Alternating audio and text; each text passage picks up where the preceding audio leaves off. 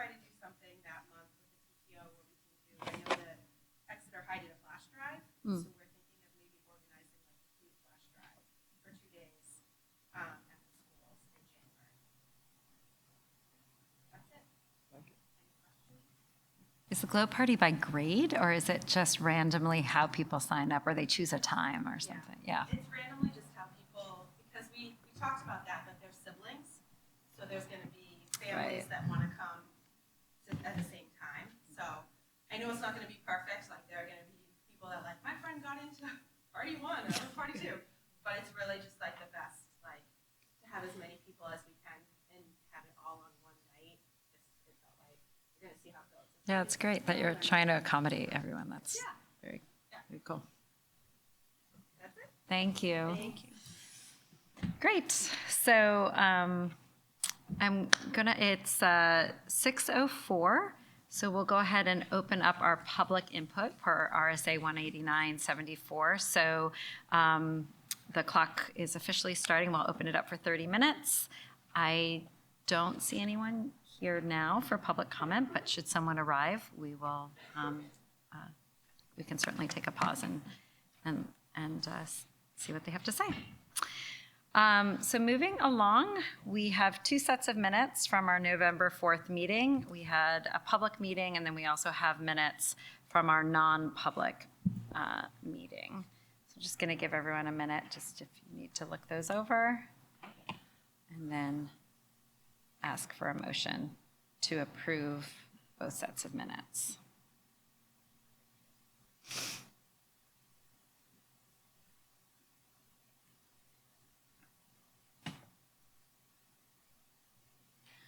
I'll make a motion to approve both sets of minutes.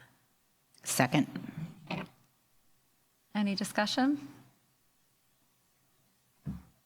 All right, all in favor? Aye. Aye. I have a related question. Are there minutes from the budget workshop, or will we do minutes from the budget workshop? Oh, that's okay. But that's something that will come at a future meeting. That's great. Great. I know it was only last week, so. Right, great. So let's move along to our central office update, and I think we are starting with, we're going to start with the superintendent's office update. Thank you. I just have a couple of things this evening. First of all, later in our agenda under new business, I will ask that you accept the retirements of 2 of our highly valued staff members who have submitted retirement letters to the district. Zoe Polychronopoulos, our math coach here at Lincoln Street School, and also Susie Finnis, a kindergarten teacher at Main Street School. So we thank them for their service to the district, and again, during new business, that would be an opportunity for you to accept their retirements. And then I also prepared, Ryan's going to help me with this part of it. I prepared a little bit of information. Just I know we're later in the agenda, we'll also talk about school meal charging, and I know some questions have come up about federal funding, the impact on school meals. So I tried to pull some information together just to help the board have some conversation, make a decision that feels right. And I Do you want us to go around? Yeah, sure. So we can see. Okay.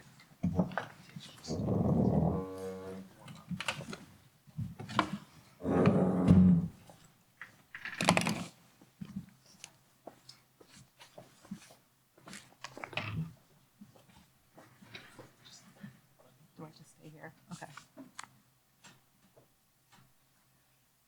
So the first part of this presentation is just a very general overview on our federal grants, and we certainly can go into more depth at a different time if you'd like to know more about the grants, but I know there were some questions about our federal grant funding. This is just a look at our allocations that we've received for the past 3 years.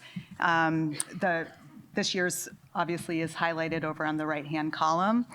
When we look at the budget, you'll see a higher number for grants allocations. That's because every year grant cycles can be 18 months. There's different cycles. So often we're actually expending 3 years, 2 to 3 years of grants funds at the same time. And additionally, we had some other grants previously, including ESSER funding and a safety grant. So again, when we're talking about the budget, you may see a number that looks different than the allocations that you see on this chart. But that's the allocations that we received this year for our title funds and IDEA. And I can share this presentation with you as well. Just a really general overview on what the title funds fund. So Title I is really about providing children with opportunities to excel academically. There are a few different ways that Title I funds that. We also have some requirements in Title I, including setting aside money for students who are McKinney-Vento status or are families in transition or facing housing insecurity. There is a requirement that we set aside funds for equitable services, which means private schools in our town also, if they have students who are Exeter residents, also qualify for some of the Title I funding. There's an expectation that we use some of our funding to engage families in our schools. And then the school itself would identify the students who are most at need, and those are the students that receive the funding or the resources from the funding. Next. These are just some of the ways that the Exeter School District has spent or is planning to spend Title I funding. It's my understanding that our summer programming relies on that Title I funding as one example of how our Title I funds are used. Title IIA is really about professional development for teachers, principals, leaders in the building. And we have used that funding for, again, this is just a sampling of some of the professional development that's been funded through the Title II grant.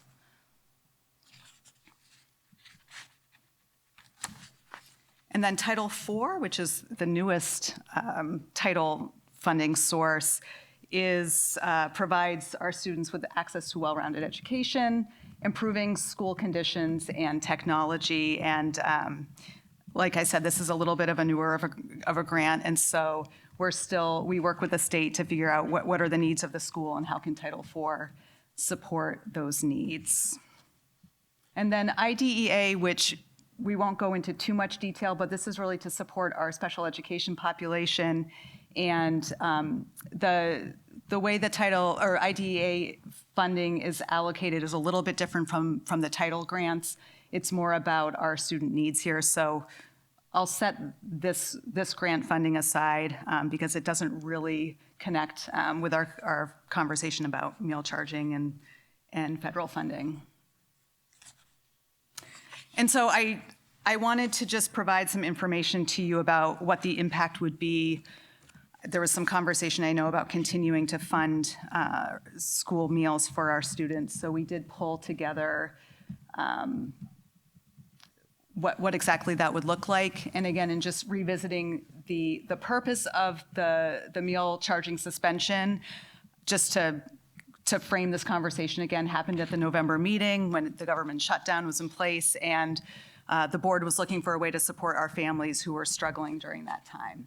So if we continued to cover both breakfast and lunch for all of our students for the remainder of the school year, you have the number of students, the charge for the day. So breakfast is $2, lunch is $3.15, 108 school days, minus what our reimbursement would be from the state. And you have the remaining cost at $355,000, $462.56. And then underneath that, I just have our remaining expense. So, and I might call on Michelle and Molly to help me with this part a little bit, but this is the unassigned fund balance, or what hasn't been encumbered or already spent for the year. So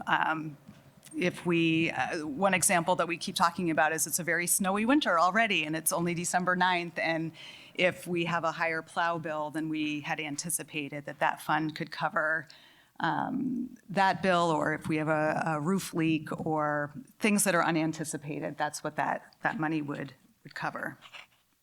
Can I ask you a question about that? Yep. So that's based on if every student got both breakfast and Correct, yes. This is sort of like most case scenario. That's correct. Yeah, if it was 100% utilized, every student was here every day. Yep. Every student got both breakfast and lunch. Do we know what our average daily use has been now? Because we don't tend to have every student here every day. And my understanding was that particularly for breakfast, we're not having every student get breakfast. Yeah, that will take me a minute to pull up, but I can pull that up before we get to the next part of the No, I understand meeting. what Yep. you're doing. That's like sort of, if every student availed themselves of it, that's the sort of the limits of the budgetary exposure. Right, and In terms of them doing that, but our average in terms of our anticipated use might be less. Right. It would be less than that. Right, and my thought was what would the board's responsibility be? So if we're offering free breakfast and lunch to all of our students, what would that look like in terms of budgeting to make sure that we could cover that? But you're absolutely right. That's all students every day, both meals. Yep. And so the impact for, again, this is sort of that same, I don't want to say, most case scenario, I guess I would say. This is for all of our students every day, both meals, and also assuming that none of our students fill out the free and reduced application. So the impact on funding is all about if we were to offer free breakfast and lunch, which would then not require our families to fill out the free and reduced application to receive free and reduced lunches, the impact on it impacts our funding. It impacts our adequacy and our title funding, and then you also have the cost of meals that the local budget would need to cover. So again, I've subtracted on this last bullet what the reimbursement would be from the state without the free and reduced applications, but should students not return it, that could be the most case scenario of what the district would have to cover. Can you explain that? I don't understand how the first four bullets are affected by suspending meal charges. So How is adequacy affected by suspending meal charges? if students don't fill out and families don't fill out the free and reduced application, that is the source of information that the state uses to determine a number of things, including our allocations for the title funding, and it's also part of the adequacy calculation. I'm just having a really hard time. I'm sorry. I'm just having a really hard time following the presentation because it's an $840,000 number, and the first slide you showed had about $400,000 in budgetary expenses, and yet So this is for next year. This is for the full year next year. The previous slide was if you continue it for the rest of this year, because I believe the board had talked about both scenarios. Sorry, I didn't mean to interrupt you, but the very first slide that you had, it went through what the federal impact of, and you went through these 4 different areas, and when you add up the numbers, I got about $400,000. Yep, so what's, together. And so how is there an $840,000 impact instead of a $400,000? I'm confused. because the local budget would have to cover the cost of the meals. So we would cover the cost of the meals, plus we would not receive the title grant funds. But we were already covering the cost of the meals, right? It was offset by title grant funds. So we lose both, is what you're saying, we lose both the parent contribution Yes, and the federal contribution. correct. Yep. Okay, that's a better way for me to understand that. And then I just wanted to highlight, or we wanted to highlight some of the ways that we are ensuring that all of our students have access to healthy meals every day, because really I think that's at the center of this conversation and the spirit of what the board is working to do, and what we're all working to do is to ensure that all of our students have access to healthy meals every day. And in talking with the administrative team, Beth, I don't know if we spoke a little bit today, if you wanted to just talk a little bit about some of the efforts of the administrative team and our school staff. Yeah, so at each school, we have a behavioral health team, and so,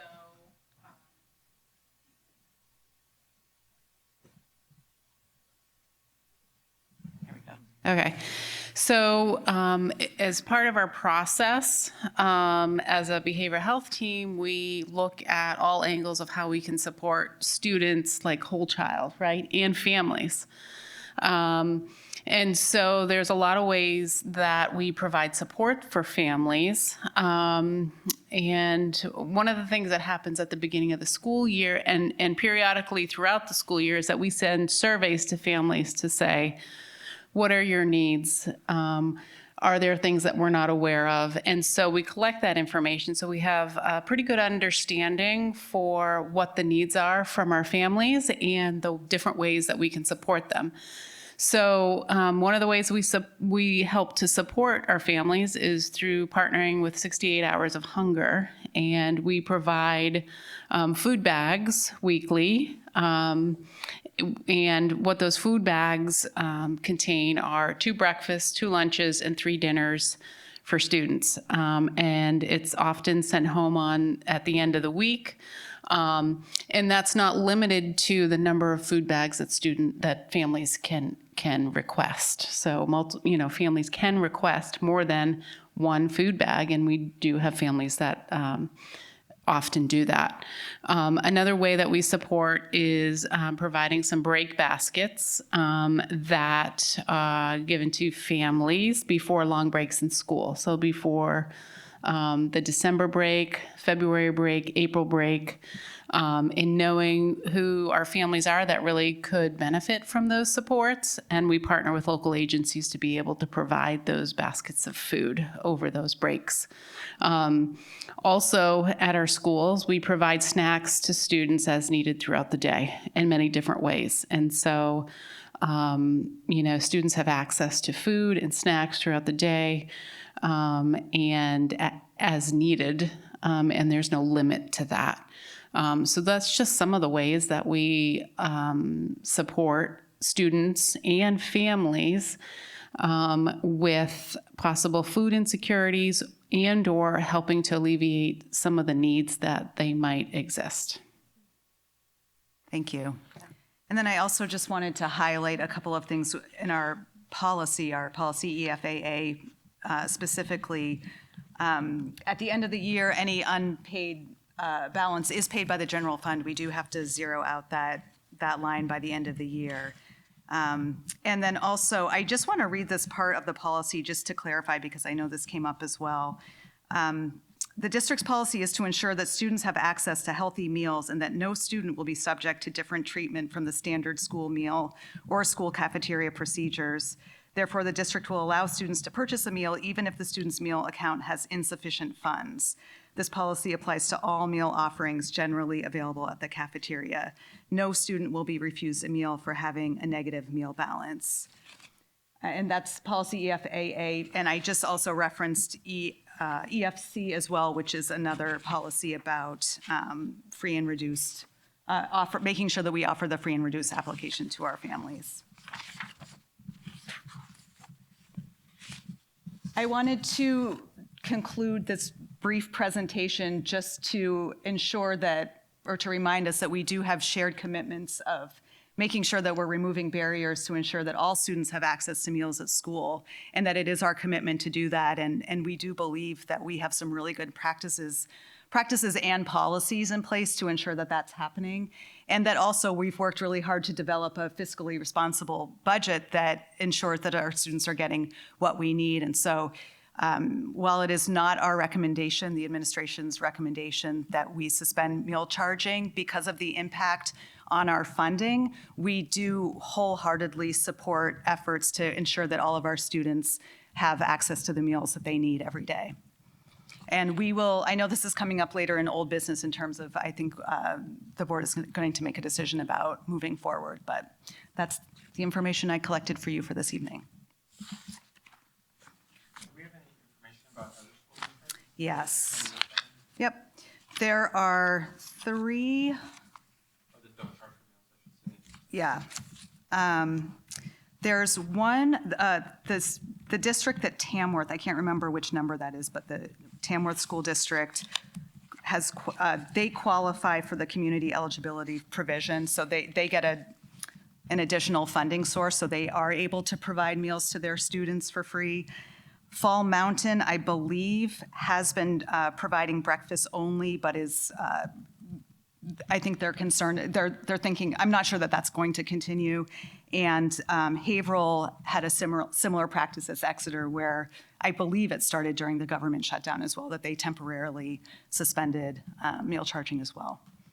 So those were the three that we found. Allison, what do you think if we pay off the balances now, how do we successfully get people to fill out the application? But then if we're paying for all the meals, do you think that they won't? I think my concern is that if our families know that they're receiving their meals free of charge, that there's no, it's not necessary to fill out the form. But isn't that happening now if we pay off the balances? But we are having families fill out the form. So about 15% of our students right now qualify for free or reduced. I'm just wondering why you believe it will be more difficult to change. Because there's no benefit to the family. Because they're already receiving. Do we know what the numbers were during COVID, though? Did COVID, did we have people still fill out those forms, or just after COVID, right? Didn't we have- Yes. Right, did I don't know we what those numbers are. What percentage ended up filling out the forms? Why don't we go back to the table? Yeah. hard to hear.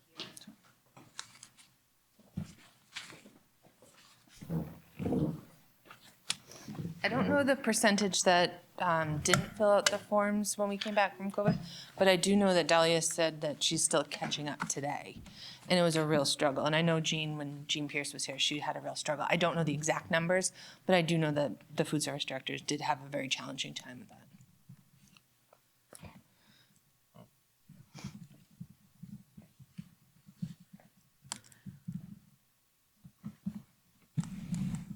Do you have another, we do have this also on old business, so Talk about it when you come. I know that Katie's here to present, so was there something else? I'm done with this part, and then it's just the finance. The finance, okay. So we do have it on our agenda to discuss the meals too, and I think after we have the budget discussion too, that might be informative as well. So I turn things over to you.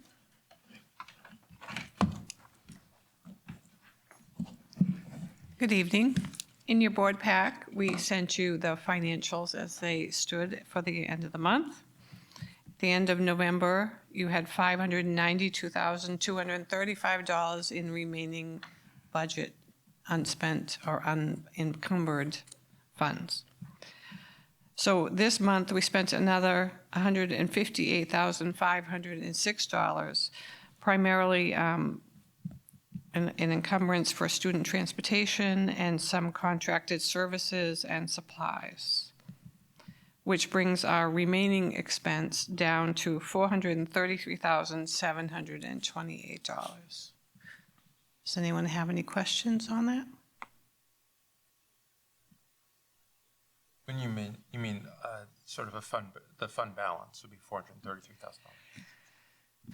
It's unexpended funds at the end of the year that we return to the tax. Correct, if nothing else happened. And that's why we're a little careful about saying fund balance, because there's so much left in this year. As you can see, we just had one transportation encumbrance come in for $150,000. So that's, we'll start talking about a projected fund balance a little closer to the end of the year.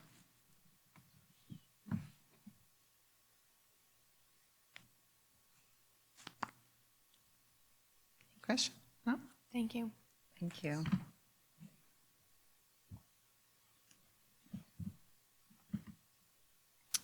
right. Sorry, I've lost my way here in my agenda. Great. Any questions on the budget at this point? What? There's a question about federal funds and grants, about how that might be listed, about what our options are for listing it. Do you remember that question? I don't know if you found any other updates about grants and how that needs to be listed, or what are our options for listing or following up, depending on what we need to do. And so you're talking about the budget for next year, correct? Yeah. Okay. Okay, so there's two two different opinions. So our attorney, Gordon Graham, has always said that if you list a revenue source on the MS-24, that if you receive more of that same revenue source, you cannot have that as unanticipated revenue. That is one opinion. Now, we would be recording grant revenue on the MS-24 equal to expense, so it would already be a planned revenue. And in his opinion, that if you list a planned revenue, you cannot accept and expend more if you get the same amount of that already planned, or more of that already listed revenue, okay? I also checked with our auditors. The auditors do believe that you could have a public hearing to accept and expend the additional amount. If we had on the ballot accepted or put it out to the voters that they could have, that we could accept and expend the unanticipated revenue. It was not in the Exeter perm file, which is what the DRA lists as your ability to do.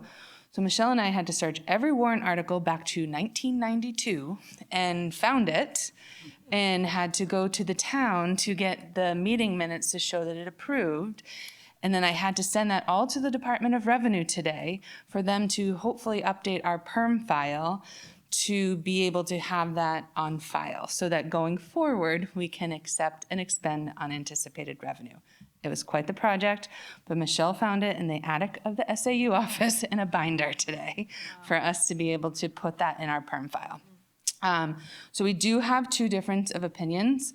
So if we are to get more grant money, then the auditors who would be making the comments on our financial statements have documented in an email that we could hold a public hearing to be able to accept and expend that additional money.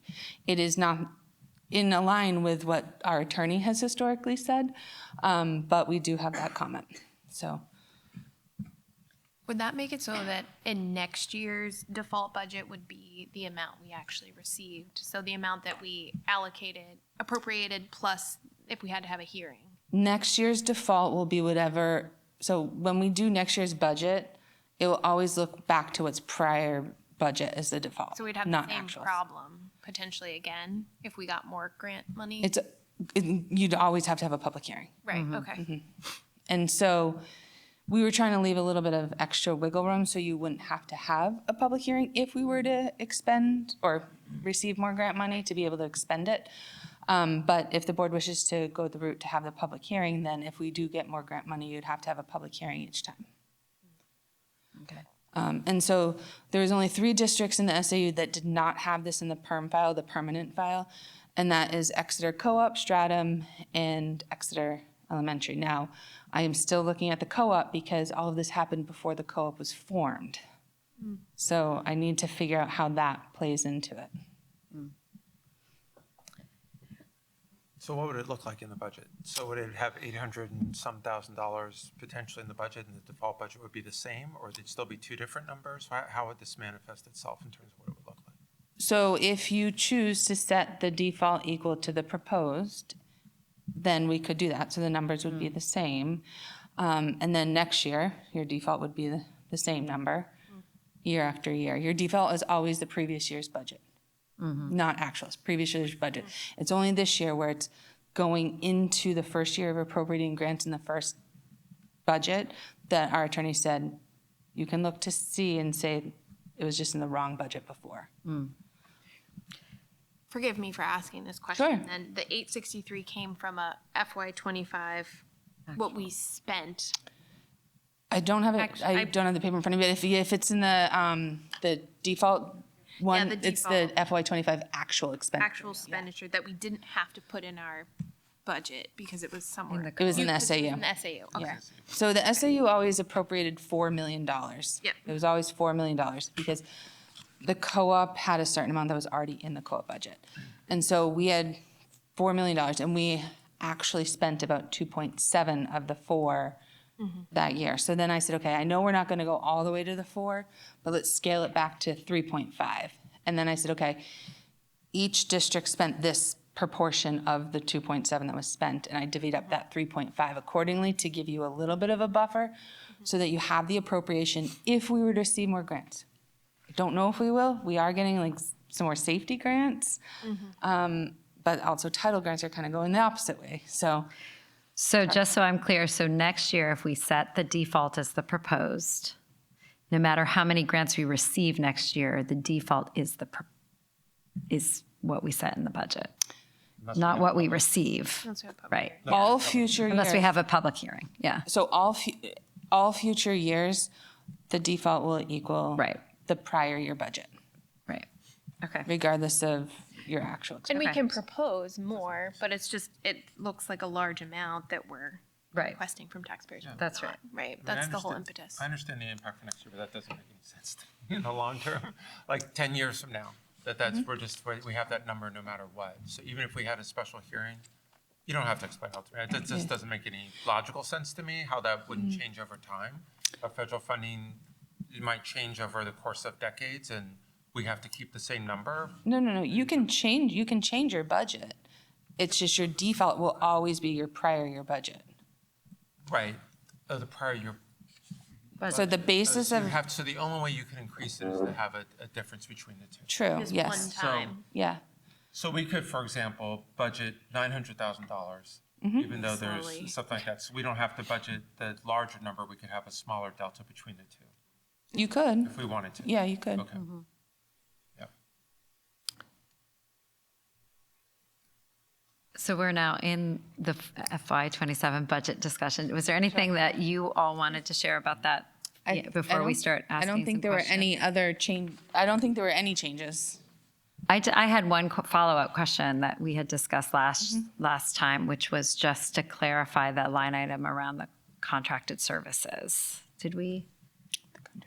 I guess it's not a question for you, it's a question for us to think about whether we want to, we had kept that number in for contracted services with the hope of getting more paras in. And I think you raised the point, Patrick, at the last meeting of the fact that it's still in there. So if we go forward and don't reduce it, we're basically double budgeting for that service.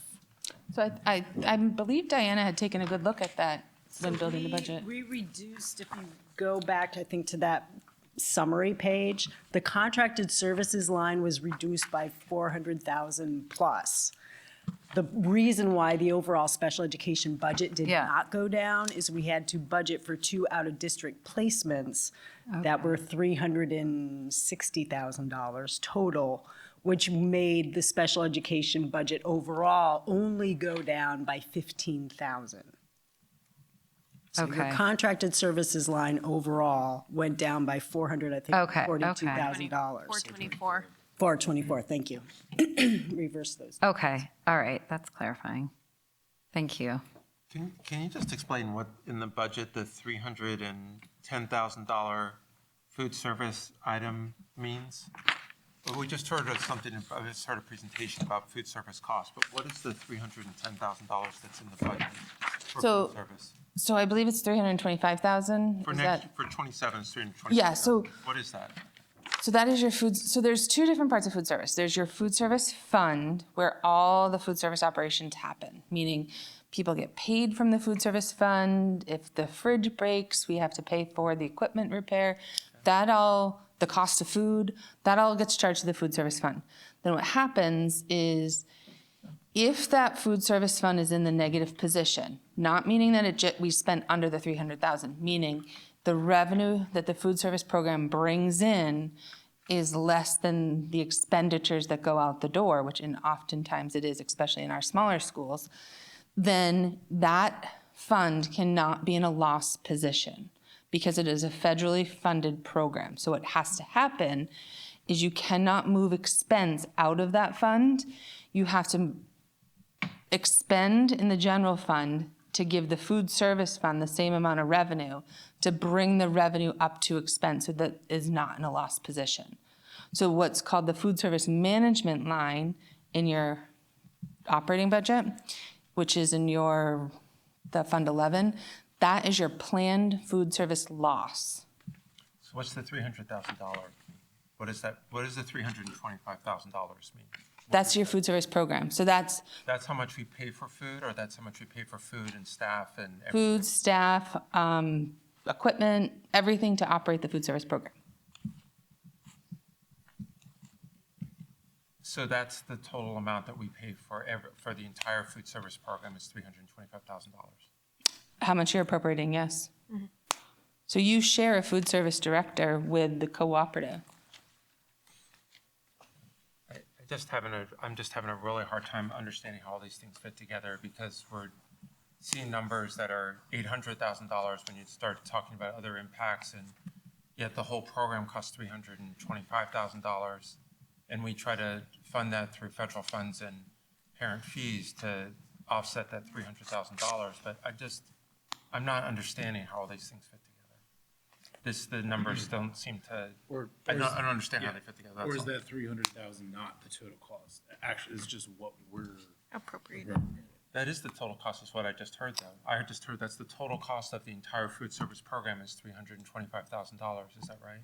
So that is what we appropriate in the food service fund to operate our food service program. So if we got no federal funds or no parent funds or anything else, and we just had to pay for it out of no other revenue sources, it will cost $325,000 for the food service program. Is that right, for our portion of it?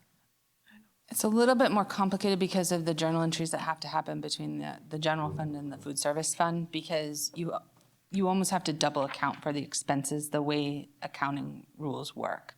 Because if you expend the whole, let's just say you expend the whole $325,000 and you have no revenue to offset it, you're in the whole $325,000. So then you have to move $325,000, so essentially charge your operating budget $325,000 to give your food service fund $325,000 in revenue.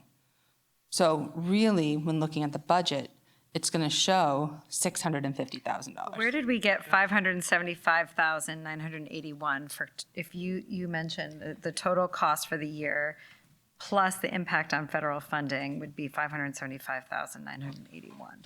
So that included the parent, I believe the line item is in addition to the parent contribution and, So the parent contributions and all of that would be revenue. Right, that's not expense.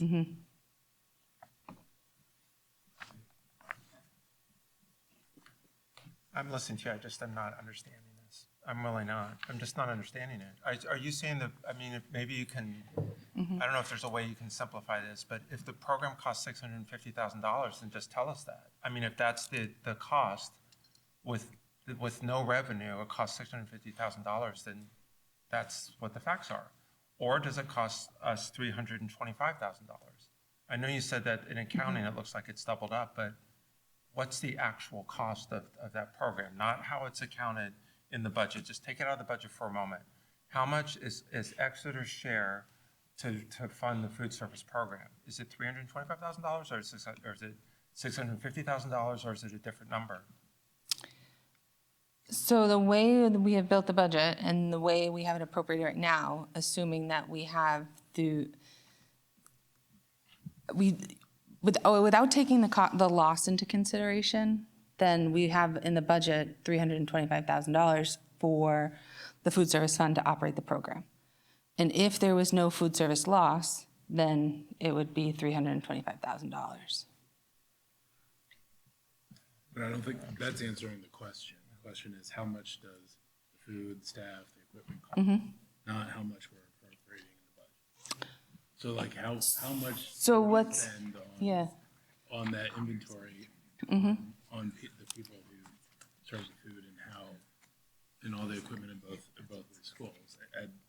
I think what Patrick's getting at is you keep going back to what we're appropriating and not the actual cost that we're. well, so appropriation is cost. So if we look at all the salaries, all the benefits, the cost of food, the cost of the equipment, that's all in the lines that add up to the $325,000. So it's $325,000.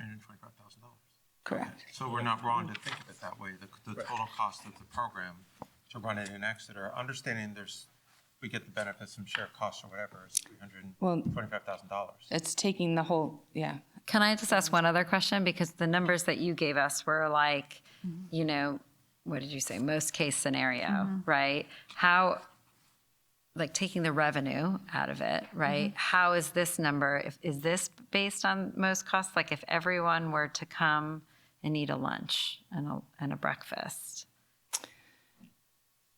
So this is based off of history. Right, It's, Average use. yeah, it's based Right. off of history. That's and right. prior year's expenditures. right.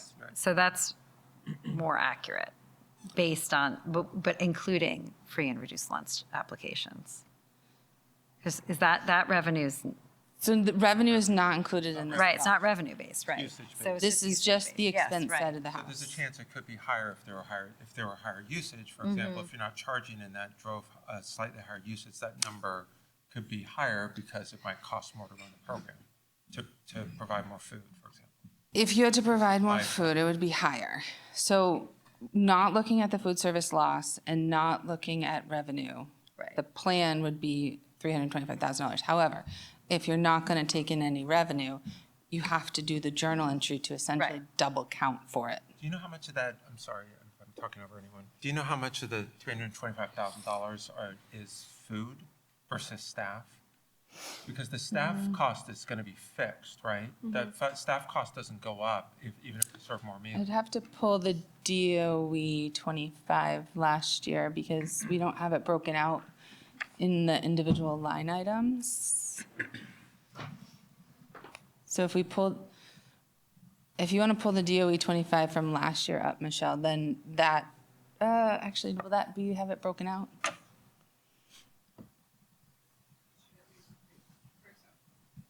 Okay.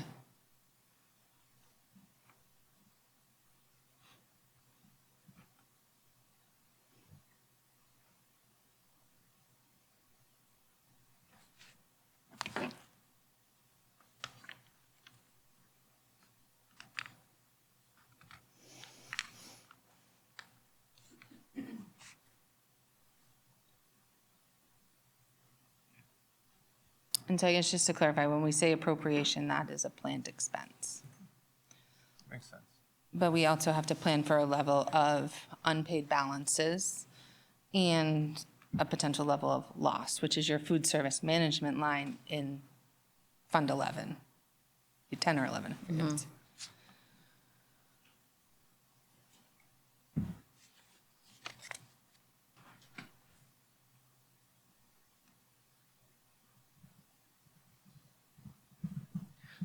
Sorry to ask an elementary question, but this Yeah. is like a just in case, right? Like if we had been on negative fund balance is when we use this amount of money. No, so what happens is your food service fund and your general fund are added together to be your total budget.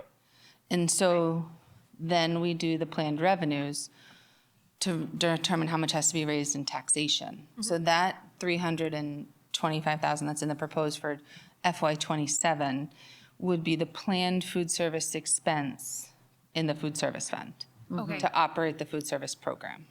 got it. Okay. And then in the general fund, I think it's under a 2,400 line.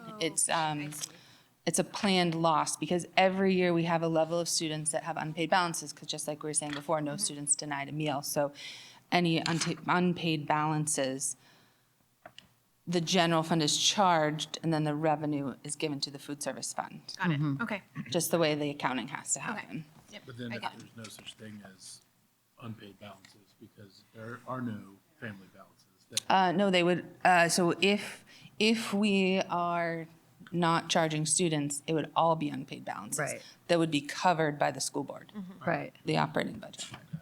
But I think the other thing that was in Allison's presentation was that, I know we're not talking about revenue, but if we are jeopardizing any of those federal funds that are covering other expenses, then we either aren't covering those things or we're going to have greater expenses on those line Budget- items the as well. total budgetary. Right, on the general Correct. fund. You have to talk, Right. we have to break that down separately. Right, Yeah. right. Does that make more sense now? I mean, is that, well, I guess I can ask about that if you, to follow up on that. Is at what point do you not get federal funds? If you have fewer people apply for free and reduced lunch, are you all of a sudden not eligible for federal funds? Or is I it don't that think- you have, sorry, just so I Yeah. can finish my question. Sure. Or is there a threshold amount of participation that we need to qualify or not qualify? Want me to take that? Sure. Under 10 students is 0 federal funds, and then above that, it's just lesser. How many students do we have now that qualify? 15%. I don't have the number. It's 15% 15%. of 769. So whatever that is. So 78. 115, We have, would you say 150? like 115. Yeah. And all of those 115 then are filling out the free and reduced lunch Correct. application. Yeah. So we have 115 people that fill it out now. And we don't know how many filled it out after COVID, when we weren't charging then. I know we had a number of people that filled it out. We asked We just people don't to know fill it the out. number. I know Yeah. a lot of people didn't. Was that still the policy then, that they still had to fill it out to get the federal fund, even though the government was providing the subsidy? Yes, I believe so. I Yeah. believe they still had to. I think we still had Yeah. to fill it out. Okay. Afterwards. I remember there was a period of time Okay. that we had still had to fill that out. That would be interesting to know, because that was a situation where no one had to pay for lunch or had to pay for meals, and yet some people are still filling that out when asked. We had a number of people. So 10 is 0, and when does it change our allocation in terms of that? Is it? I think the set- fewer you get, and I don't know what the, So if we had 120 people next year, we would get more? Is that what you're saying? Not It's just, probably- I'm not just talking about free and reduced lunch. Of course, we get more for free and reduced lunch. We get more in every other category too? yes, Okay.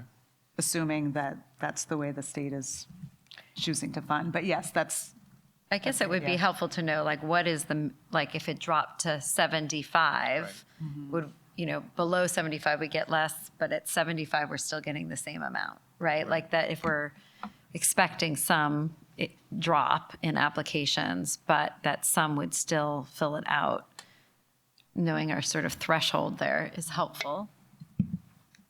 And because I do think the risk to federal funding is a significant consideration.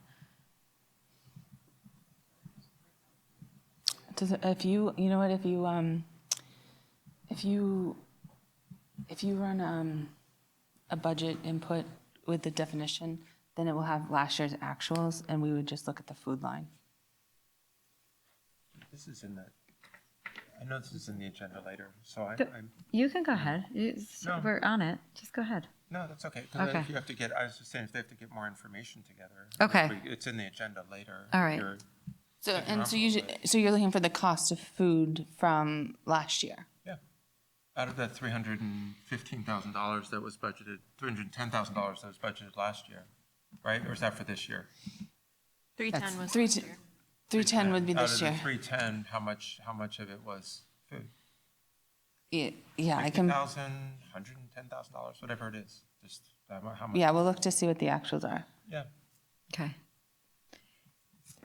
Any other thoughts or questions on the FY27 budget beyond the meal question? We'll come back to. We can come back to the meals. Okay. Do we have to vote on the budget tonight?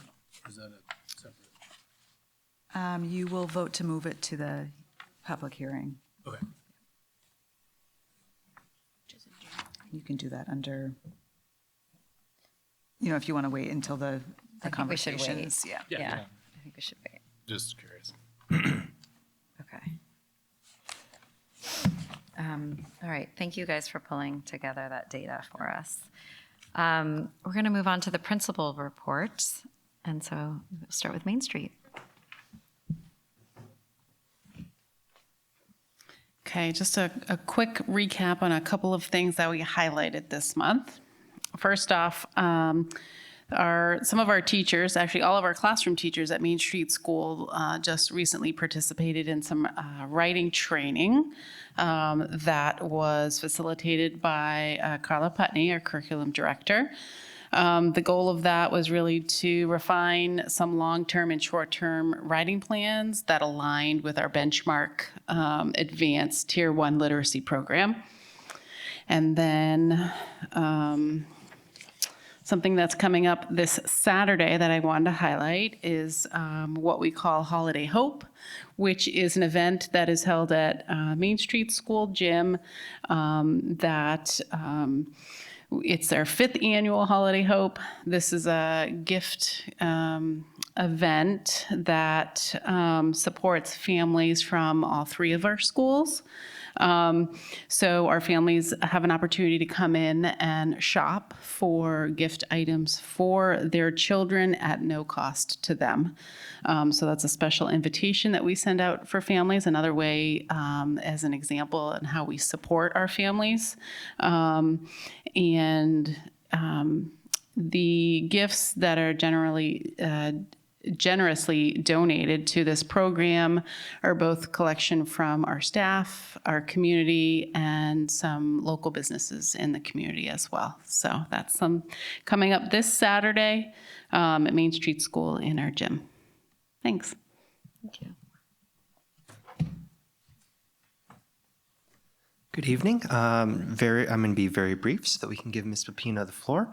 In addition to the update that I already provided, just really quick, our 4th graders, this has been a tradition for a little while. They went to the State House last Friday.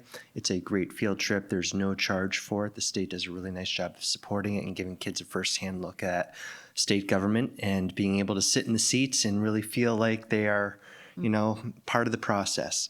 So that was a great experience. And then also this Thursday, we have our winter concert, 5th grade band, strings, and 5th grade chorus. Our beginning band students in 4th grade are still getting used to it, and they will be performing this spring, and we look forward to that as well.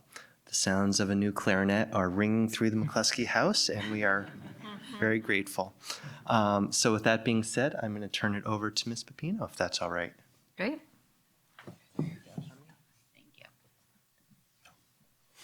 I don't know what the best way. Do you want us to come back around? I'm sorry. Yeah. I don't know if it's easier for me to go over there so that my back's not to you, or what's the easiest? Microphone for the people at home so that they can hear you. Okay. All your fans at home. Oh, yeah. Do you want me to sit over there? Oh, take it up? Okay, sure. Yep. Allison said it's the road show, so here we go. We're on the road.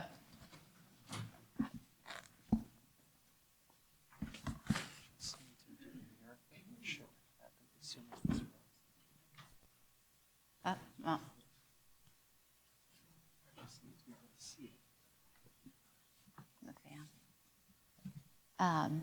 While Ryan's doing that, so I submitted about 2 weeks ago or so a presentation that's about 25 minutes in length so that I wouldn't take all of your time tonight. I know I have 10 minutes, so it's a lot. About a year's worth of sabbatical work to put into 10 minutes. So please stop if you have any questions.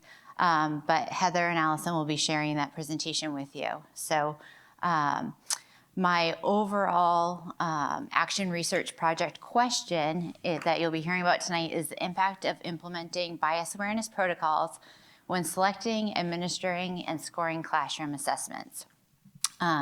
So if you don't mind going to the next slide, please. So I was looking to move up to the Masters plus 30, and I wanted it to be meaningful, both professionally and for my students and families. So I was taking 2 classes at Upper Iowa University that had to do with the Daily 5, which is what we were implementing in our literacy program a few years ago. And in searching, I found that through the University of Iowa, they had a Matlock program. And so I included this so that you could see all of the courses in addition to the other 2 from Upper Iowa that I took thus far to get the Matlock, and it stands for the Masters in Teaching, Leadership, and Cultural Competency. And so all of these courses that I've taken have led and been implemented in the classroom over the last 3 years. The final 2, the issues in K-12 assessment and conducting school-based action research, are what were included on my sabbatical that I'll tell you more about. So again, the ones that I put stars next to are the ones that were included. And the sabbatical has been just so rewarding. I have been in schools throughout the school district. I've been attending all the curriculum coordinator meetings from January. I've gone in and trained the curriculum coordinators with what I've learned and what we've been implementing. And I don't want to go into every single one, but again, it went above and beyond where I even saw the sabbatical starting and ending. The first course that I took was from January to March. So literally my narratives went down and I left the classroom on a Friday and I started the course on a Monday. There were over 20 of us enrolled in the course at first, and we ended with 7 of us because the rigor was that intense. It was probably the hardest academic course that I've ever taken in my life. And Dr. Catherine Welch is a phenomenal instructor. She's actually in charge of Iowa's entire state standardized testing, as well as a professor at the University of Iowa. So she was a great resource and collaborator. So again, I just put stars next to the ones that really told about what I did. And in the presentation that you'll see too, I shared 2 examples of assessments. One was a review of the New Hampshire SAS that I analyzed and looked into. And then the other one that was shared with you too was just an example of one of the tests and assessments that we're already using in 4th grade classrooms. And I analyzed it and added a higher DOK level, and a lot of the bias awareness protocols were applied that I'll talk to you about shortly. This is one that I included in the email to you, so where I took one of the assessments that were already taken, and I took into account all the bias awareness protocols that I wanted my colleagues and staff at Main Street and Lincoln Street to be thinking about when I did the training with them. So as you can see, we've worked as a 4th grade collaborative team, which meets once a week on Wednesday mornings, 4th grade. And we took the lessons that we're already doing a few summers ago at the Summer Institute, and we developed the I can statements so that when students are taking the assessments and when they go home to families, they can clearly see where their student is at with the same language that we're using in our narratives that are sent home. I took it a step further where I analyzed the assessment and pulled out every question that met that standard so we could make sure that we were getting a variety of DOK questions, and also that we weren't just reporting a standard based on 1 or 2 questions, that we were showing over and over again through formative and summative assessments what the kids were retaining and what we needed to continue working on, as well as using rubrics so that they were fairly scored as another bias awareness protocol. This is another example from that course and what I've also shared with the staff this summer when I worked with them before school started, about the importance of creating, when we're doing multiple choice tests, not trying to trick students. That's not what we're looking for. We want to come up with distractors that really give us more information as to the strengths and weaknesses of where our students are at in the classroom, which makes best practices for our teaching moving forward day to day. For the conducting action-based research, that's a presentation that was shared with you. It's very lengthy. I underlined here that it was about knowledge about the information learned throughout the entire graduate program of studies. So I think you'll see with what I shared with staff as well as in that presentation, all those courses that I first shared with you, with the equity, anti-oppressive, all of those are contributed in some aspect of my sabbatical and what I did with the staff, as well as a literature review. That's a nice 46-page document I included in that for your browsing leisure.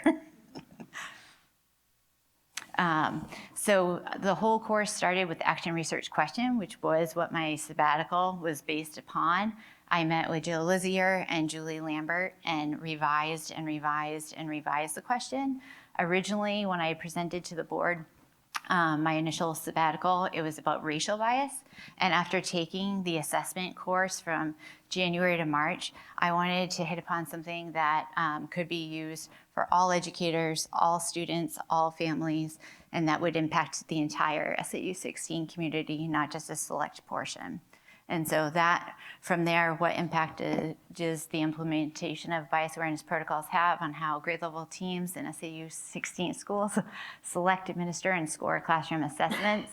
I then collaborated with the lead researcher, a gentleman by the name of Kelly Hangauer, through Iowa for 2 or 3 weeks, pulling out professional studies and articles, not just Google, articles that you Google, but professional studies that have been done that support the need for bias awareness protocols. And if you look where all the stars are, those are all teacher literacy and teaching teachers about the biases and how we can easily be changing the way we think about assessment and implementing them daily and regularly with training. So again, that other presentation has everything that I studied, researched, summarized, analyzed, and I wanted you tonight to know what I did with that. So the course ended in May, and as you know, being in schools and hearing about assessments, I think about Patrick a few years ago when we were talking about our math win model, how you said, but what about time? Are we over-assessing kids? So you can imagine how happy all the staff was to hear from me to say, okay, I want to come and observe you talking about assessments. And they had just done the SAS, they had just done the diagnostics, and everybody was, tested out. And that was the nice part, was that Carla actually invited me to go to a grade 1 CTT meeting. And she said, just come and observe because we're going to be talking about math models next year, and I really want you to hear where we're at with assessment. And I ended up running the meeting with Carla because that Monday after my courses ended, I happened to go on. I said, I want to see what we have in our curriculum now that we can improve upon and build upon for our students and families. And with that, doing so, I came across on our iReady that we could customize comprehension checks. So before, it would just be 5 quick questions we could assign to students, and they weren't fair or valid or reliable. And that's what we had found, after giving them. So now they came up with a program that we could customize them. We could pick and choose questions from lessons. And not only could we create a Form A and a Form B, but we now had pre-assessments and post-assessments to show that our teaching was working and being able to collaborate as a team, like your student scored better here, like what are you doing? Or what more could we be doing for the kids during Math Win? So I called Jill and I was so excited and I said, I found this on Monday. I went in and talked to Carla and she said, tomorrow morning I'm running the Kensington Elementary CTT meetings. Can you come and share this? So I went in and I met with the K-4 teachers there, case managers. Dr. Bennett was there, Jill Lizier, their principal, and we were sitting down having a conversation like this where I was showing them bias awareness protocols and how they could easily start to implement it with a simple iReady comprehension check.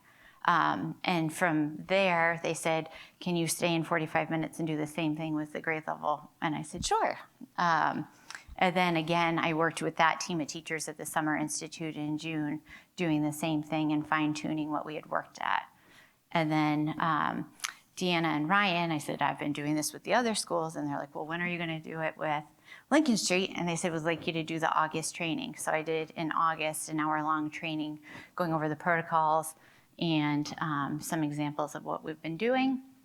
And also, again, presented it to the curriculum coordinators so that they could use this form of assessment not only at the middle school, but even some of our math students at the high school use it as well. We are just starting off. This was a slide that I had at the beginning of the presentation for the LSS staff, and just trying to get teachers to have the discourse around assessment, not just looking at an assessment and judging it right away, but talking about what does it mean to be reliable, valid, and fair. In addition to that, about talking about, does it mean that everybody has to be proficient in order for it to be a good assessment? No, it's a form for us to see where our kids are at and what we need to offer for enrichment and what we need to keep doing for reteaching in the classroom with both summatives and formative assessments. Again, just reiterating a common language, common vocabulary with the staff so that as grade level meetings, and I'm not a part of the 3rd grade or 5th grade or the lower elementary, but having them start to learn and use the common language about when they're looking at tests. Are they reliable? Are they valid? And are they fair to eliminate bias? Part of my coursework for the action research was that I had done a mixed methods approach of surveys. And so I sent out a staff survey before I met with them in August. And again, just going over what is our prior knowledge for formative assessments, how do they influence my teaching, and how do I use them each week? And you can see on the bottom right that a lot of our teachers might not have a true understanding what formative and summative are compared to like middle school and high school, where it's a part of their daily language. It's not necessarily here yet at our elementary school. But again, just reemphasizing to them that formative assessments are a chance for us to pivot to do reteaching, pivot to do enrichment, and we do that all day long in the classroom already. Sure. Just before you go on. Yeah. Well, can you give us an example of like, the last slide had like a variety of formative assessments. Like, what would be 3 different kinds of formative assessments? You want to go to? Yeah. Yeah, please. So these are examples that the university gave us. And if you actually go back one slide, on the right-hand side, this is from our benchmark program that all teachers in our elementary schools have access to with the build automaticity. So this is something that we're already doing, targeting the reading fluency skill of foundational reading skills in the classroom. So this was one example I wanted to show our teachers that you're already doing this. So if you just monitor 2-3 students a day and take notes, by the end of the week, you have a plethora of information that when you're having conversations with parents, when you're going to team meetings talking about students, you just have so much more to share with evidence to support that.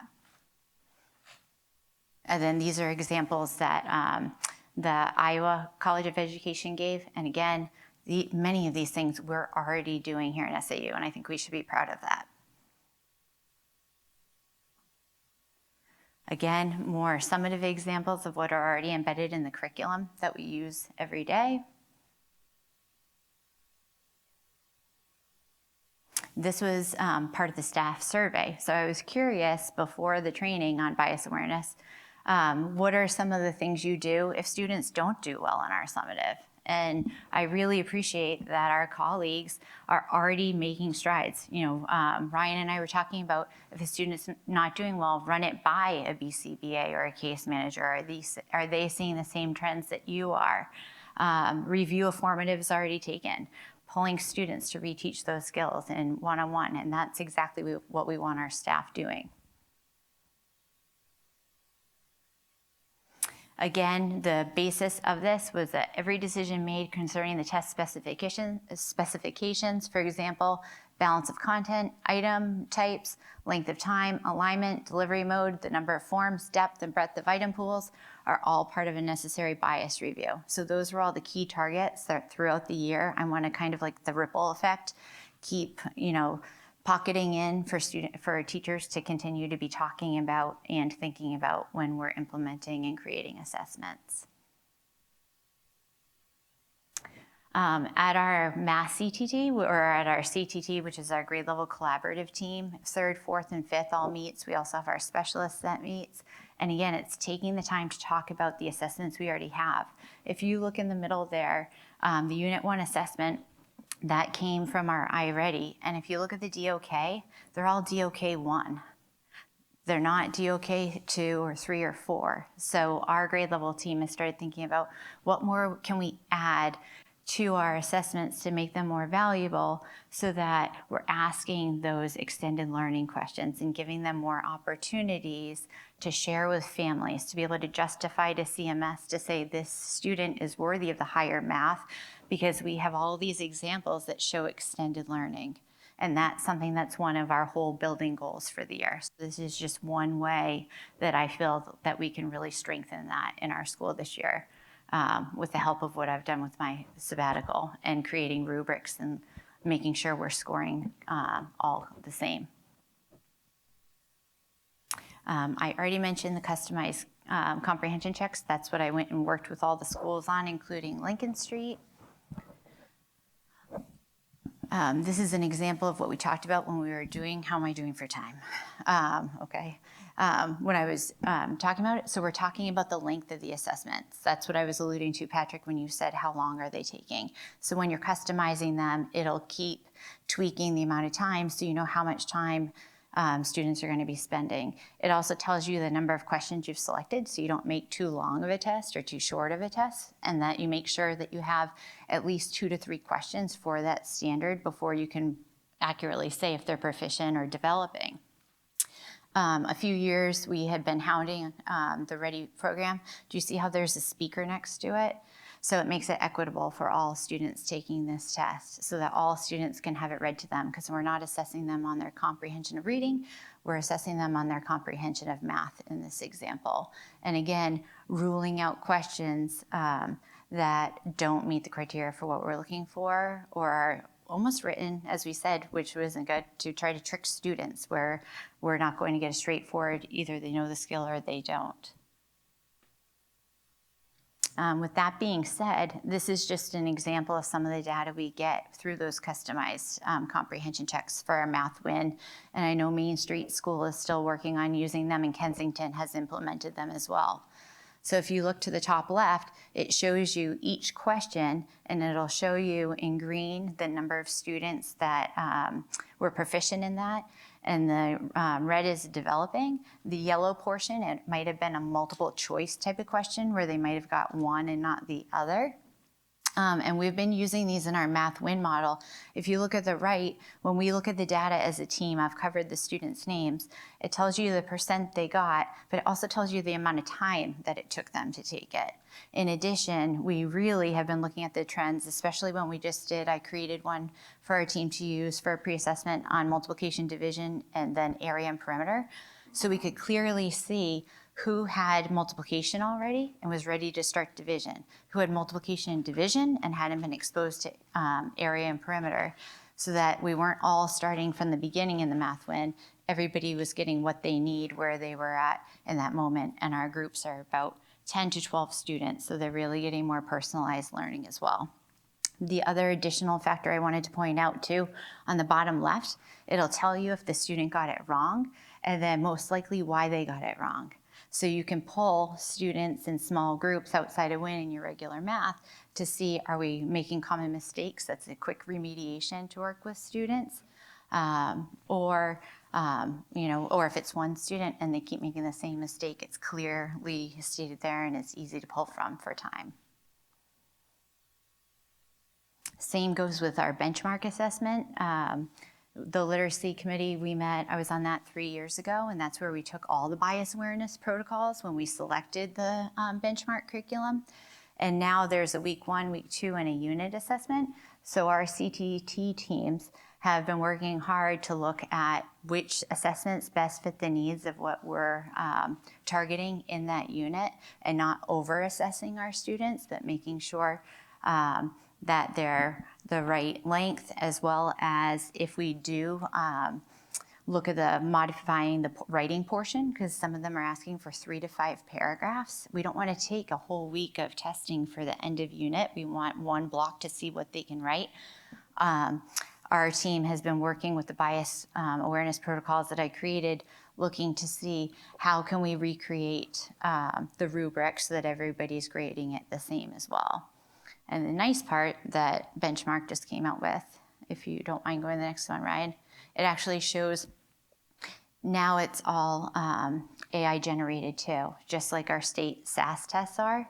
So it'll show you, it'll score it for you. You can look at your student's response, and then it actually gives you a here's why your student received this score. So as educators, it's another way of having a blind scoring so that you can see, okay, this is what they thought, and you look at it and you're like, oh, I didn't think of that. They're such a strong writer and they do this, that it's helping kids, because if you don't mind going to the next slide, as a teacher, we can then share the reports back with the students, and they can go and see the questions they got wrong, and that has been a very valuable tool in the classroom, because they can see where they were scored, what they got wrong, and then we can work with them to self-assess and self-monitor. So they're not just taking a test and passing it in, they're taking ownership, and they love to get the scores back and talk about what they did well too, because that's what we want to highlight, not just the things that are wrong, but what's going really well. And again, I just put the stars next to our LSS school focus areas, which all of these things tie into. It couldn't have laid out more perfectly. where I started the sabbatical last January thinking, oh gosh, this is a big shoes to fill. I feel like it's surpassed, the expectations I even had in May that led to June, that led to August, training of the whole staff, to helping run CTT meetings and oversee the comprehension checks and doing crosswalks with Julie with the benchmark assessments as well. And great data. Ryan appreciated that when we go to student assistant team meetings, right? So, any questions? I know that was a lot. Sorry. One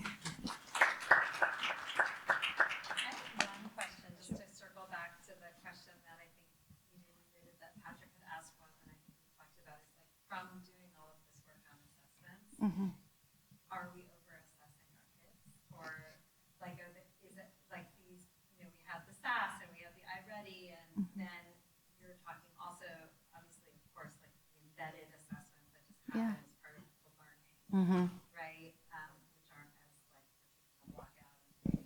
But I'm just curious what you're feeling on that now. Sure. That gone through all of I think if anything, it's led to more dialogue with the staff.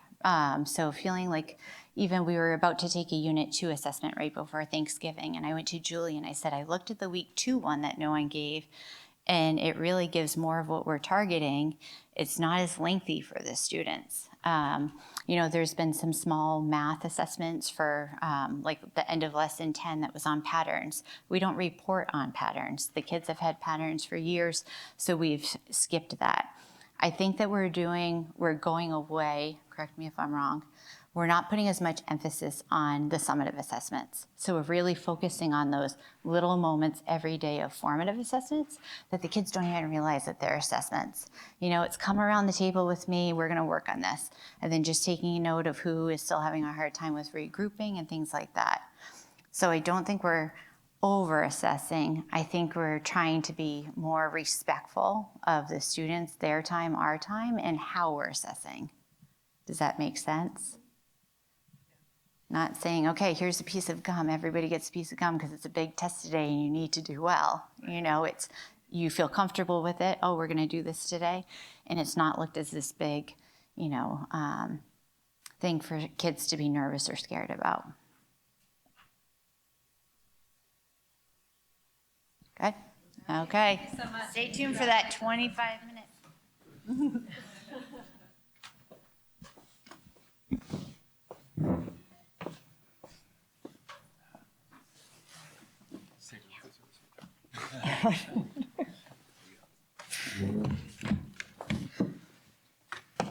All right, that was tremendous. Thank you, Ms. Pepino.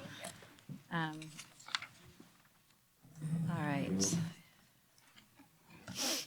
Sorry, missing my, scrolling down from my agenda. All right, we're going to move forward to our board and committee reports. And we'll start with equity. Tim and Kate. The last meeting was November 13th. It's the first of 3 where the 2 school committees are meeting together to try to sort of coordinate and learn from each other and also just sort of make some similarities. There was talk about the break baskets and a little bit of talk of how there's lots of donations right around the holidays and then less the rest of the year, and they were sort of talking about that. And then the other thing that was spoken about was the looking at the celebration of holidays and looking for a way to get caregivers involved in giving input before. So it doesn't feel like things are just being taken away, that they can do some impact. And they were talking about, I don't think there's a date yet, but they were talking about January having a meeting, I believe that Arlen's going to be involved in, and talking about some online availability as well. Yeah, is that different than the restorative I practice? think so. I Yeah, was looking I at think that so, too. tonight. Yeah. Yeah, I think it's January. I think the next meeting's this Thursday, if it's the Yes. recurring event. Yep. So. Great. Great. We have a bunch of policies, so I'm going to hold that one to the end so we can get to the other committee reports first. Safety and security has not yet met. I think our next meeting might be in January, so we'll report back on that. But Beth, would you report on the strategic planning committee? Yes, we met last Tuesday, the 3rd, just before the budget hearing here. Finalized all of the KPIs, got a preview of what the scorecard may look like, and Dr. Andruski's planning to present it to the entire joint board on January 26th. So Great. Good work. make sure you're there. Yeah. Great. And facilities, Beth and Patrick, have you all met? There's been no meeting. Okay. Wheelwright Trust, Tim and Kate again? No meeting. I think we're still funding the field trips this year and the forthcoming installation of the digital marquees. Oh. We're all logged in, we just gotta figure out. It's going to be exciting. We're gonna change it every day. Oh, yeah. First, and then it'll taper. I want snowflakes Yeah. and You have to, the Ace Hardware, you have to keep up with them. I know. Yeah.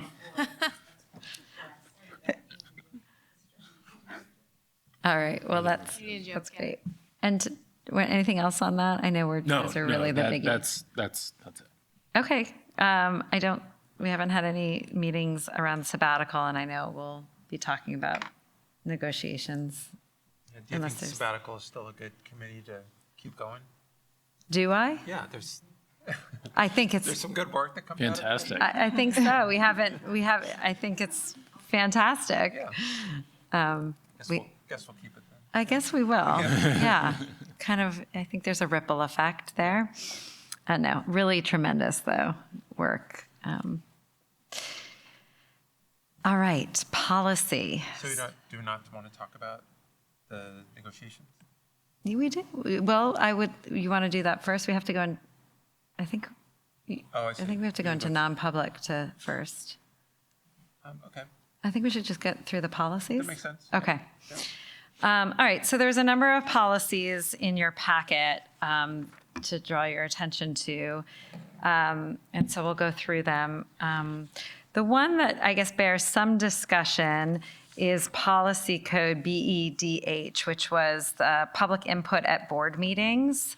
So this is a policy that we reviewed, and in your packet, you're going to notice there was actually 2 versions of this policy. There's the policy that Exeter School Board has in its policy packet. And then also what was presented to the policy committee was a version of the policy that the Brentwood School District uses. And we looked at both versions, and as a committee kind of all had slightly different ideas of sort of whether it was better to go with the more slimmed down version or the more comprehensive version around public comment. I think one of the things that Brentwood does, they do ask each member of who comes in to speak for public comment to actually state their address and their affiliation with the district. So there were some differing opinions around whether that should be adopted into a policy. And so at the end, we kind of all decided that we would take both policies to our board, kind of have some discussion.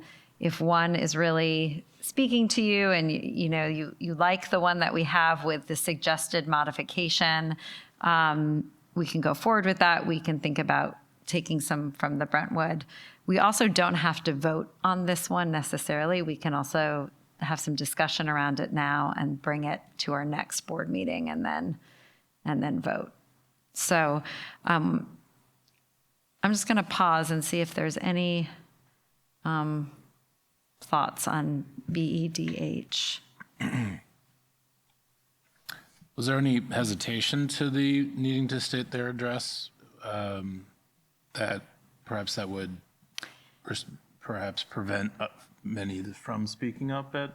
I think what it was is that there were members at one point, and correct me if I'm wrong, Allison, in some school board meetings that were coming from other parts of the state, right? And and this was several years ago, where there were maybe, more of that was happening. So I don't know. I think, and each town is experiencing something different, so that informs. I think my hesitation with address is it just feels a little bit like a breach of, I'm not sure it's necessarily, unless you state your affiliate. I mean, I'm fine with stating the affiliation to the district. I personally wouldn't recommend that. Say Resident or staff person, the relationship to the district. One other difference that's in here, I wasn't at the meeting, so maybe it wasn't highlighted in there. Yeah. That the Brentwood policy specifies that it's limited to 3 minutes per speaker, and our policy does not have a limitation. The second one. Does it? The second one has it. Right, the Brentwood one. No, isn't the Brentwood one the longer one? No, ours is the longer one. And Okay, and so I then remember, you both have it. at the time when we adopted this, we had a discussion that we would not adopt that because we typically don't have something that would, we have no public input tonight, for example. We haven't typically run into an issue where we've butted up against the 30-minute timeline. And then the few occasions when we have just amended the policy for I forget what the right term is, but we made a motion to essentially limit the speaking time to 3 minutes if we knew we had a topic with 100 people in the room. Yep. We had that, I think, when we talked about potentially having a security resource officer, school resource officer at the elementary school level. And we had a bunch of people and we limited it to 3 minutes at the time. But typically, when we go years and we don't have more than, 10 minutes of public input in any one meeting. And oftentimes we have 0 minutes. Yeah. So I think that's why we haven't had it in there, is if someone actually comes here and they needed to speak for 5 minutes, it's not infringing on someone else's rights. So I'm in favor of not putting it in there. I'm just saying It's that in because there, though. Brentwood has it in theirs. It's in that ours. Where is it? Number 5.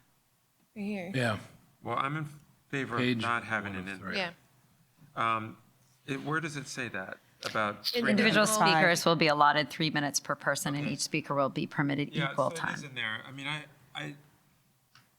I'm actually not keen about that one provision, then let me say it that way. So I misread it, then Yeah. it is in there, you're right. The discussion at the committee meeting was, and again, this is, each board experiences public comment differently at their meetings. There were some folks who said, I don't give the limit. There was some concern that if someone, you wanted to kind of limit, then it's not equitable, right? You're not sort of giving people equal time. So someone might take up a lot of the time and then someone not enough. So how do you manage that? That was just one comment at the committee meeting as to why it's helpful in addition to number of people who wanting to speak during public comment. But I think this policy also has, if you wanted to take it out, it does have language around being able for the chair to be able to, if someone is speaking out of turn, I think there's some language in here around It's in the same one. Yeah. Yeah, Is it in the but same? board is not Yeah. the chair. Yeah. So. The board may increase or decrease Right. that, but There, it says at the outset of public comment period. That's what I was talking about Yeah. before. At the outset, you could create a limitation. Right. In my tenure on the board, we've not had that many people. So, but I don't know what others think in terms of keeping that 3 minutes in or removing it. I would agree with Patrick because of the line at the end of that paragraph. You could make it 3 minutes if there were a lot of people. I think having that flexibility is better. Yeah, I think that makes sense given any meeting could be, you could have 5, 10 people or just one. I think that's fine. I guess what I'm curious about, I'm just looking now, is like if someone came and spoke for 30 minutes, would we be okay with that? Would it be up to the board's discretion at that point to, We have to say it at the outset of okay. the public comment period. Right.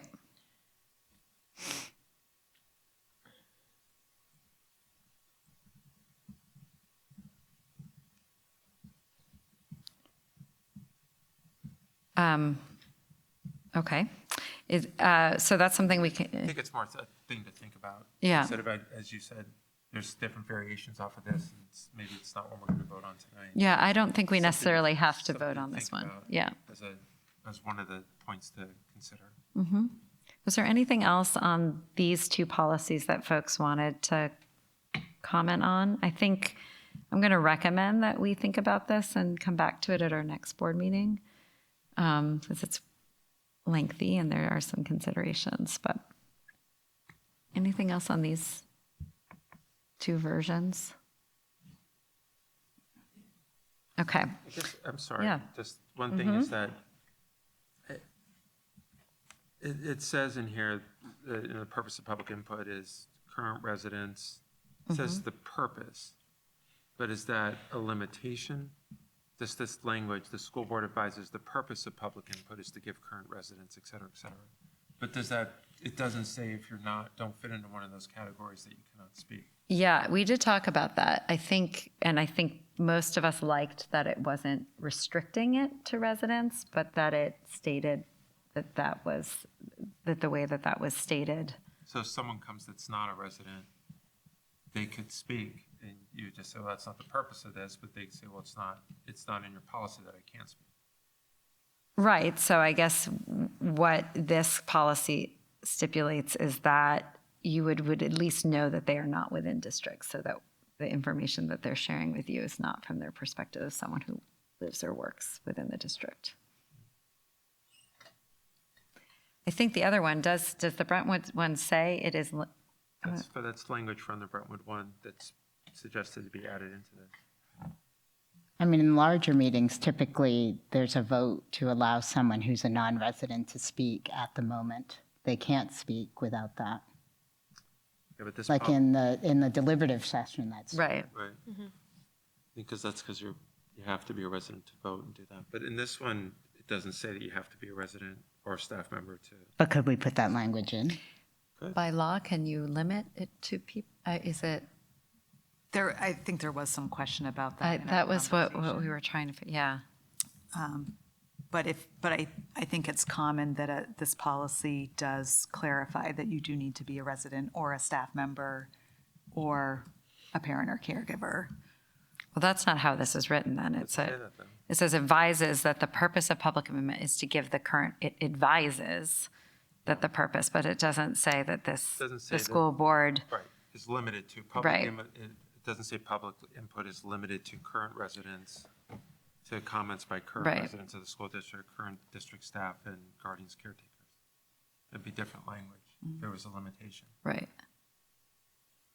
Could that be something we check on? Yep. I think it's another discussion point. I think so too. I mean, any policy that we have, we can agree to suspend a provision of it. So if we had someone that was here and, I don't know, was gonna, I know in the past, for example, someone came and wanted to give some information about teaching foreign languages at elementary schools. And it was a parent that was here, but then also had a member of that language academy, and they wanted an opportunity for that person to share some information, and the board allowed it. That wouldn't, if there's a limitation, it wouldn't fit under here, but the board could decide to suspend that part of their policy to allow that to happen, I guess. Right now, it wouldn't violate the policy because there's not a limitation. Right. It's just a lot to think about. I mean, It is a lot to you think want it to about. be fair-minded. I mean, I understand the purpose, so you don't want it to feel like you're biasing one point of view over another. You're trying to be neutral. That's why you have the time limits and those sort of things. But yeah, I think we should think about it. I agree with you. Okay. All right, so let's come back to that one for the next meeting. The next policy was policy DFGA, which was focused on crowdfunding. This is a policy that was also, it's not a new policy, it's one that's up for review. Allison, I actually had a question on this because it came up during the committee meeting. So this is setting some parameters for use of crowdfunding online for online, fundraising and solicitations for classrooms. And there was the question that came up in the committee meeting around whether this applies to like boosters and PTA and that sort of thing, which I believe, I don't know about boosters here, but I know at the high school level, they do sometimes use the logo and things like that for crowdfunding. So are those included under this policy or is that a different policy? So if they're a separate entity, if they're not funded from the district, which I believe they are not, this policy does not apply. I think the recommendation is try to make that clear so that there's no confusion. I see. That's why you would maybe not use the logo, but Okay. just a recommendation. Okay, so that is that one. Is there any, we'll come back and take a vote on these in a minute, but is there any comment on that one? This is a new one, not a. This is a revision. It's a new one. I think it's a new Oh, this one's new. Yeah. Oh, how did I miss that? Oh, okay. Okay, this is a new policy. I'm getting it confused with the other one. Yes, this is a new policy. Okay. Okay. So the next one is policy DJ. That's on purchasing. This again, as I had mentioned in our last meeting, is one of those that we're going to be putting on sort of our regular review cycle. So you'll notice that there's really just some grammatical edits to that one.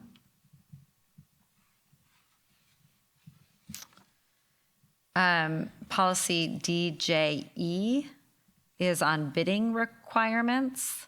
So this really, the biggest change to this existing or revision to the existing policy is to increase that threshold from 10,000 to 15,000 for purchases that require 3 bids.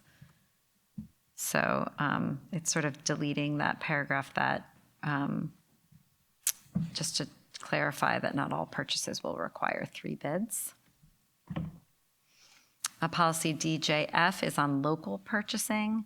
And that policy was, again, put on the cycle. There's some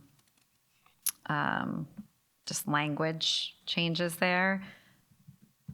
I think that was the biggest one. We talked about what constitutes local in that policy. And so the recommendation was to put owned, locally owned. So some folks were interpreting local as the state, the region, the town. So I think that the idea there is to emphasize locally owned. And then policy code DKC, this is on expense reimbursements. And this was about travel outside of New Hampshire. So it deleted this requirement for prior written approval for, folks from the district to travel outside of New Hampshire, recognizing that we're so close to Massachusetts, for example. And so we added this line, the board directs the superintendent or designee to establish a procedure for obtaining approval for travel outside of New Hampshire. And I think, let's see, we're nearing the end here. Policy IHCA is summer activities. This was just a policy for review. And then there wasn't that much discussion on that one. And then policy code IKFG, this is career exploration readiness pathways and credentials. So this is now a required policy, and it used to only apply to the high school, and it is now required that the elementary schools also have this policy in place. So I think it makes sense. The way it's written, it has an elementary component to it, and it makes sense for that Yep. policy in particular. Yep. And then this final policy is IMBA, distance learning. We changed distance education to remote learning. And so that was just updated. And then there's also early graduation and Yes. other policies in here? There are these two. So Allison, we do need to withdraw both of them because they're in our packet? Just ILBA. Okay. So yeah, we were just talking about this before the meeting. There is this ILBAA, which is a demonstration of mastery of required competencies, is actually in our policy handbook, and it really only applies to the high school. So we are recommending that we withdraw it. Okay, that was a lot. Any questions on any of those? All right, so I just have a quick please. question. The locally, you said you struggled with the definition, but it's not defined in the policy. I think the recommendation was to say locally owned. Let me go bring that one up. But couldn't that still be New Hampshire owned? New England owned? Yeah, please, because this is I was like, what does local mean? So The comment I remember is one of the committee members asked, "What could local mean? Your local Home Depot?"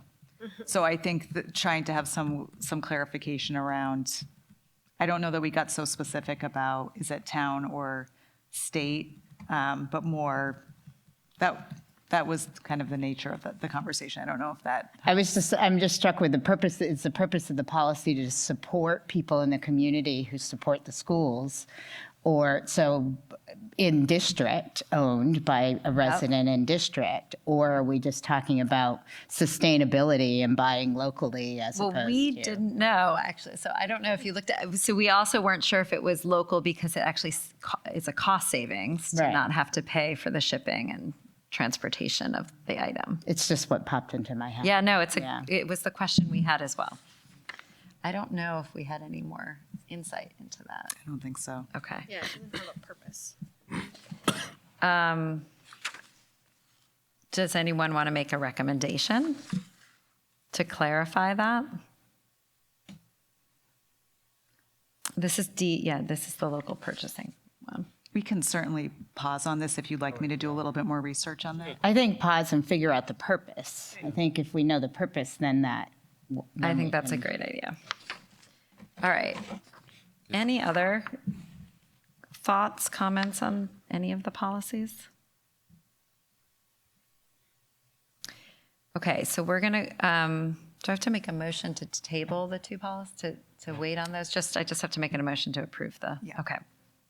So I'm gonna go ahead and make a motion to approve policy DFGA, policy code DJ, policy DJE, policy DKC, policy IHCA, policy IKFG, and policy IMBA.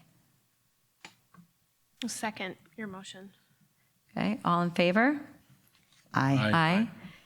And then I'll go ahead and make a motion to withdraw policy ILBAA. Second. Okay, all in favor? Aye. Great. All right, we did it. So we'll come back to those two other policies next month. So do we go in non-public? Okay, so we do need to go into non-public before we move on to discussion of negotiations, unless there's anything that you wanted to say, Patrick, on negotiations prior to, we're going to come out of non-public and go on to new business and the ratification of the contract.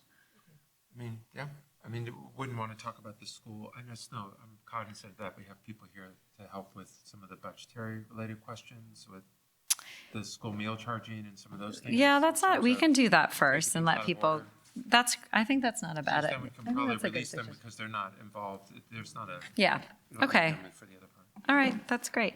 So we're going to circle back to the conversation around meal charging, and I think we have some data. So I was talking to my friend Michelle Nelson, Is that off?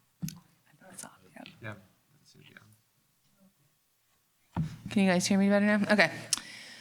So I was talking with my colleagues from the superintendent's office, and I think the better way to phrase it, I was using my accounting lingo before, is if we are not having parents pay or we do not receive federal money, we have to plan to pay for that out of the operating budget. Right. And so that is. That's more in like- addition to the line. Correct. That would be in addition to the line. You'd have to cover those expenses. Does that, you look confused, Patrick? No, it doesn't. That amount doesn't help me. I don't know what that clarifies. What does that clarify? So if we are not receiving the revenue, then we would have to plan for it as an expenditure. You have to out of the budget operating- more to offset. the- Correct. Right. Yep. I understand that part. Yes. Certainly. I think we just wanted to make sure it was understood that the 300 I think the line is 325. Correct. Is assuming that we are receiving that revenue. If we weren't receiving that revenue, 325 doesn't cover the cost of food service without that revenue. So what is the cost? So what is the cost with the, yeah?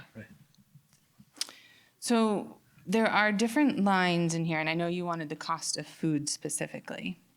And we do have it broken out between Main Street and Lincoln Street. So when looking at these numbers, these are last year's numbers for actuals. So food supplies for Main Street was $65,000. Food supplies for Lincoln Street was $61,000. There are higher equipment expenditures because there was a spend down plan last year. So there's equipment expenditures of $41,000.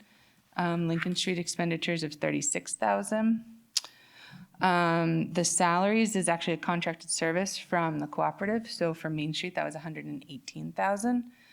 Lincoln Street was $114,000. We also have different lines, which are small dollar amounts for maintenance, repairs. They have some for what's called snack bar, food service supplies, paper and chemical, meaning cleaning supplies. So there's lots of lines with littler numbers in there. And then the parent and free and reduced portion for every meal for every child would be $575,981, which is the cost minus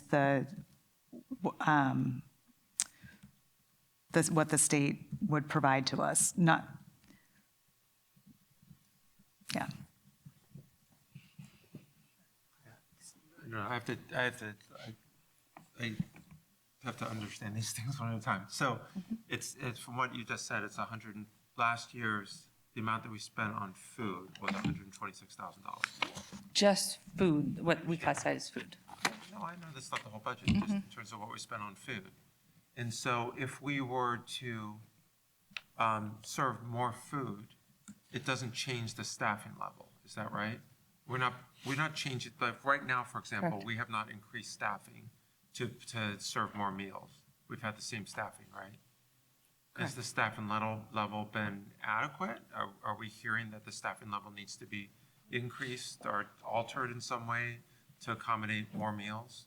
No. I guess I'd be looking to the principals. So that stays the same, is the way I understand it. So the increased cost is potentially for more food supplies to produce more meals, right? Not the revenue side or potential lost revenue because we would be having more and we could get more revenue from those meals or whatever, but just the cost side. It goes from, right now we're spending last year we spent $126,000, and we have more people that are, when we haven't charged, we've had about 10% more, is that what it was? When we looked at the numbers before? I think so. It was about 10% increase in terms of usage. So I don't know whether or not that adds up to 10% more food, but you could see how it could add up to 10% more food. So just, It was 10 to 15 children, not 10%. 10 to 15 children per day. Okay, so that's not 10 to 15%. That's more like 1% or 2% or something like that. Like, right, out of 780 people, 780 students that we have? It was like per meal, per school, I think. than what she said. Right, It's still but we not a have- 10% number. No, I mean, because we don't have the actual numbers of usage, I'm trying to like, just try to figure this out generally. I mean, if we have about 780 students and all 780 students weren't getting a meal before, and now we've had 10 extra students a day, 10 to 15, is that what it was? A day 10 per to meal. 15 a day, then that means that isn't that like, that's like a 1.5%, 2% increase in terms of the number of meals that we had from previously? I'd have to refer to Dahlia. I mean, I'm just, Yep. sort of just doing it generally. So out of $125,000, you know, a 2% increase is a couple $1,000s. I mean, it's, say, $3,000 additional in terms of supplies for that. That's what and just in terms of logically trying to figure that out. I don't know though. I think the assumption is that like it would only go up by that much. I mean, I think the rationale that we put out as a board was due to like the situation with the shutdown. But if you move forward and it's just known that it's included in our budget, I feel like more parents would probably opt into that. I think we have to plan for more. I don't know that 1% increase would be sufficient. Let's say a plan that goes up 10%. Right. Instead of 2%. It went up 10%. Then we're talking about, that's an additional Right. $12,000, right? Right. So by $12,000 or $13,000. The actual food supply amount, even if it were to go up 10%, doesn't increase that level of cost that much. It's sort of the foregone revenue and the impact on the federal budget, on potential federal funds, that's a bigger consideration. Yeah.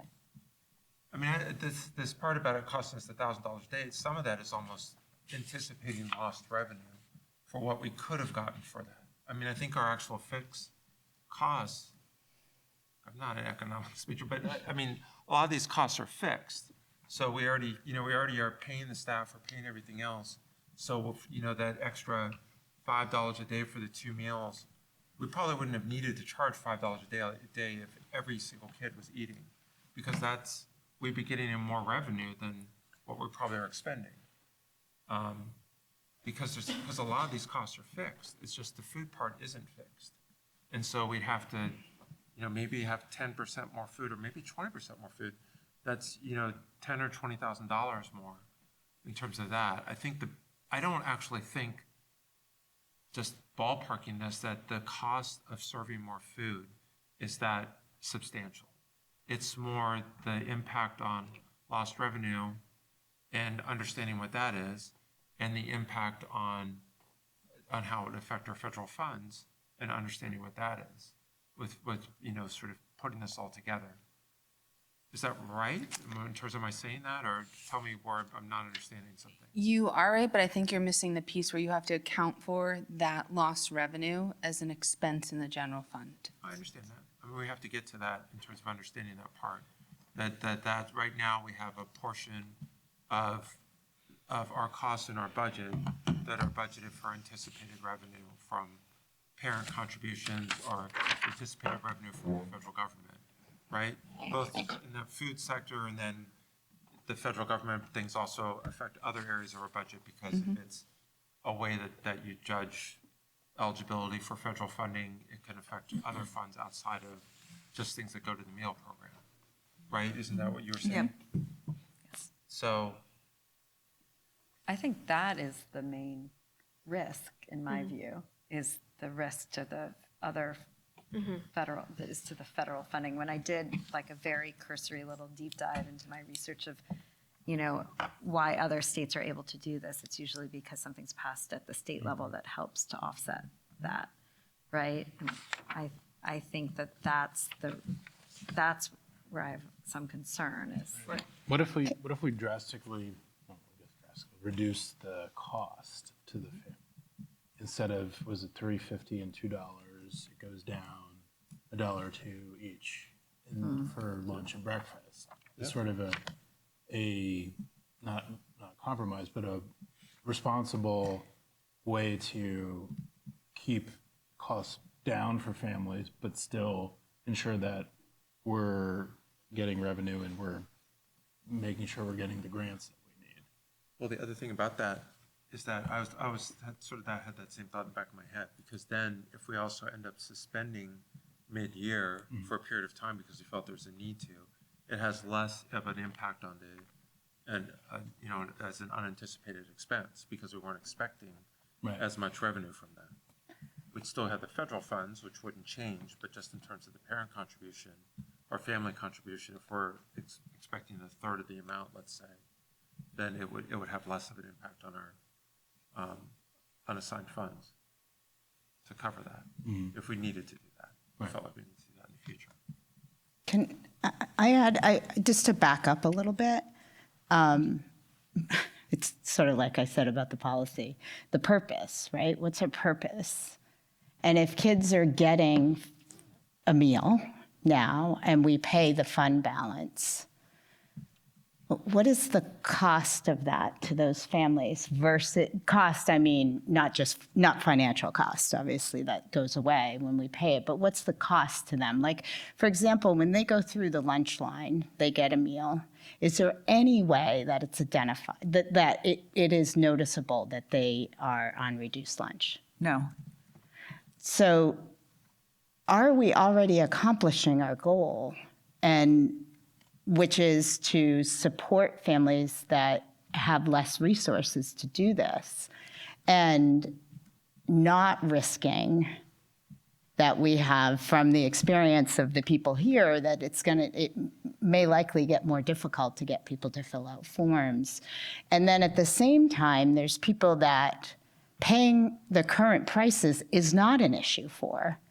And if we're passing on that expense to the community where there are people that are struggling financially that don't have children in the schools. So I start from a place that I feel like food is as important as textbooks, and why did it even start that it was pulled out?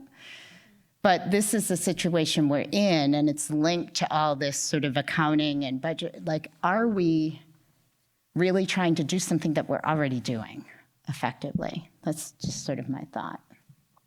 I think it's a good question. Kate always wants we should start with. I think one thing I'll just note without getting into kind of I don't know if there is, the only thing I think that does happen just for the parent side is you get, if your balance goes down, right, you get repeated emails that your kid has insufficient funds. So is there something we can do about that? Right. So one question, that was a question I had, is from a, just procedurally, I don't know if there's a better, I'll just give you my own child. Like, sometimes I would send a lunch to school and then my child would also get a school lunch, right? So I don't have much of a balance because he goes to school with a lunch. But then I would be like, oh my gosh, really hungry. Yeah, and they come frequently, frequently. So there's some, right? That does work on a person to see that, right? If you can't pay the balance, right? So I guess then I had the thought is if there's someone who's repeatedly, either can that be a different system? Or if someone is repeatedly really needing that, is that a prompt to follow up with that family and say, do you need support? Mm-hmm. I don't know how that system honestly works. I mean, do we have to wait till the end of the year to pay off the debt? Right, that's what I'm wondering. Like, if there's some, I don't know how that works, that system works. And just to reiterate a couple of things, I believe it's in the policy that the parent or caregiver will get regular reminders, but I don't know off the top of my head if it says daily. I don't think it specifies what weekly. regular means. But I would again just reiterate the extensive measures that our schools are taking to ensure that they are very aware of students who may even dip into a situation of insecurity that may not be constant, but may need temporary support or more ongoing support, that really is, that's a focus and a priority. And to your point, something that we're already accomplishing. But I agree with Heather. You know, I remember my mother, they used to publish if you didn't pay your taxes in the newspaper. And that was horrendous to her. Like there is an impact to getting those emails for some people. Right. And they may choose to pay that instead of paying, their electric bill because they're not getting those emails. So maybe that's something we can change. Yep. There are also people that don't qualify for free and reduced lunch that struggle financially, that aren't in our school. Right, exactly. So those people, if we paid their debt at the end of the month. That's if they take on the debt. You have to tell them that you'd have to tell them, we're advising you to take on debt and we'll cover it. They don't know that. I mean, it's buried in our policy. We don't announce that to people. We're talking about it at this board meeting, but we don't say at the beginning of the year, hey, if you feel like you can't pay what you want, this is the suggested amount that we're paying, but if you don't pay it and you run up a debt, we'll cover it. We don't say that. Why don't we do that? Folks that just don't do it. And there's still a lot of families that feel like, if I take on that charge, I'm going to pay it. Even if it means that I'm going to struggle with filling the oil tank this month or something else, I will pay it. Mm-hmm. It's my responsibility. My family did this. 100%. I will take that on, but it's still a struggle. So it's just, we don't call it a suggested charge. I mean, even though that may be the way it operates, we call it that this is what you owe us.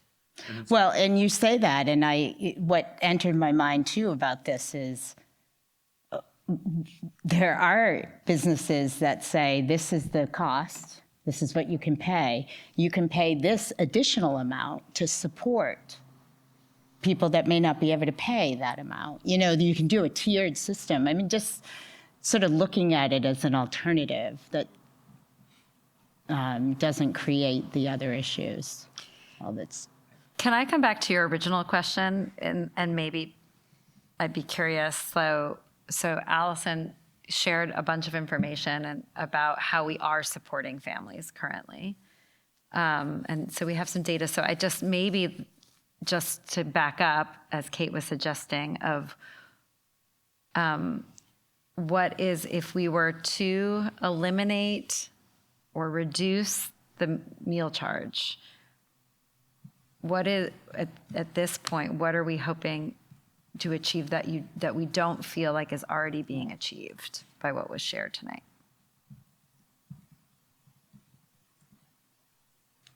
Or is it having? I think that in some way we're thinking that the forms might get filled out more easily. That would be the only.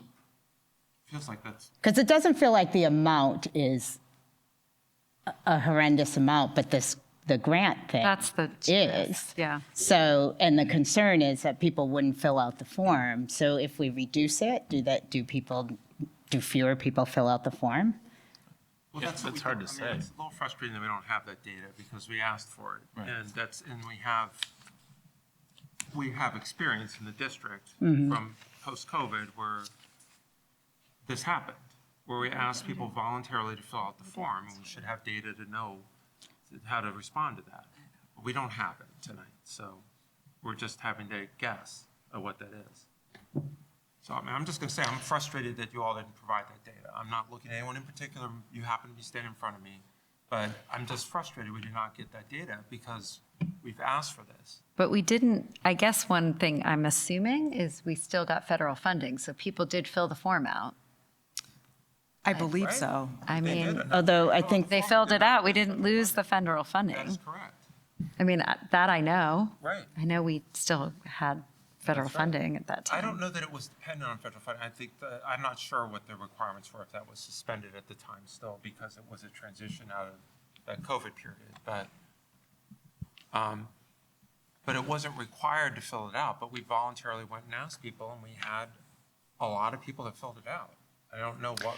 I mean, the other from just a messaging perspective is you're asking people to fill it out, not just to support the free and reduced lunch, but because we need all these other services, right? So that it's like there could be a messaging thing there too, to say without you filling this out, we need these to be completed accurately so that we can offer all these. I think the other thing is, to Kate's point, there's other supports we want that are as important as meals that could be in jeopardy if we don't get people to fill out the applications, right? So if we were to go the route of suspending meal charges, there'd have to be a real concerted effort to make sure that people understand that it's tied to other resources as well, in my opinion. Well, maybe the effort that goes into chasing down negative fund balances could be put into instead the messaging around Right. an outreach on making sure that those forms get filled out. I'm not sure I'm convinced there's a direct link between not having a fee for school meals and lack of those forms being filled out. And I think I was just suggesting that as a, again, as Right. a most case scenario, Okay, because that's what we would need to right. plan on. Right. Yeah, I mean, this, Yeah. I just want to add, so if my memory serves me well or accurately, coming out of COVID, so during COVID, right, meals were free. And so coming out of COVID, we made a real concerted effort to find ways to encourage families, support families, have them coming in to fill out the needed forms once the food was no longer free. Right. And so I know we had conversations around that, and we at the beginning of the year and throughout the school year reach out to families to say, have conversations around, can we provide you support to fill out, do you need support to fill out the paperwork? And do some education around what it means if they fill out the form. Because some part of it is educating the families on the reason to fill out the form, and also offering the support to come in. We can help, we can walk through the steps with you, I can answer any questions. And so I think we try to provide that in some different ways as much as we can for our families. So. Is everyone asked to fill it out? Everyone? No, Okay, just, it's not a required form for everybody to fill out. okay. But it gets sent home. We get, yeah, I remember the first week of school it goes home. Those balances that we get, because we get a running things, those make us go, whoa. Reach out to them. So there is a trigger. Proactive. Okay. Go back. So there is a trigger for you guys to see who Yes. might be getting frequent notifications.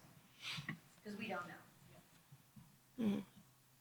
Okay, I'm trying to stay on topic because I know we're talking about food, but the connection with the federal funds is also another piece related to the budget, that there's a concern that's, at least I've raised, and that, federal funds may be targeted by our federal government. If right now, we don't have to sign a pledge that we won't engage in any DEI-related activities, but if we had to sign that pledge, we either have to give up a significant number of programs, or we have to potentially forego some federal funds. Right. All of our federal funds, for that matter. And so I think that's another component about this too, that, when we're talking about the risk to federal funds, I think our federal funds are at risk right now anyhow. Right. And so at one point in time, that I at least said we should think about budgeting without federal funds. And if we get federal funds, then we accept it and move with that. But that, I don't know. It's another broader point. I understand we're focused on this level, but since that connection has been made, that it may have a broader impact on our federal funding, I already think that there's a realistic possibility over the next 3 years that our federal funding could be at risk. So, and it's something we should be prepared for, because we've had members of our community come to us and say, like, how far are you going to go? How much are you going to sign away of our programs just to keep federal funds coming in? Which overall, it sounds like we're talking about is about $1 million, or That's right. $1.1 million total impact of federal funding out of a $25 million budget. It's not that it's insignificant, but it would be a big hit to not get that immediately, of course, but I don't know. I don't like that we're so dependent on that we might consider giving up our values to try to keep that funding. So I just think it's going to be it's a broader issue, and I'm not trying to get off point, but there's a link between the two that we've made, so I'm not sure that we're gonna have federal funds in the future, that's all. The next couple of years. I think we're gonna, I can't imagine us going down to zero. That we're gonna go from 100 and, what did we say, 120 students that are on free and reduced lunch right now to fewer than 10 that would fill out paperwork. I can't imagine how that could happen. But I guess it's theoretically possible. Especially with the commitment of the building leaders to help educate. Right. And offer to provide knowledge about why it's important to do so and how it benefits them and the larger community. I don't either. That you educate about it affects summer programs, Yeah. all the things that were in Allison's slides, all the different impacts that this eligibility affects. What does the form say that's filled out? Does it say it's for free and reduced lunch? Is that what it says on the top of the form? Yeah, I don't think there's any message. I mean, I get that email. To my knowledge, there's not messaging around it, how it's tied to other federal funding or resources in the school But for. we can provide that connection. I'm assuming that you could message that. Yeah, I mean, I think if we were to do this, it would take some concerted and intentional effort to educate and really make it widely known that why we're doing this and that it's still important to fill this form out and what other services it's connected to. I think it'd have to go beyond just sending that form out and hoping, or I think it would be it would be another effort to do that for sure.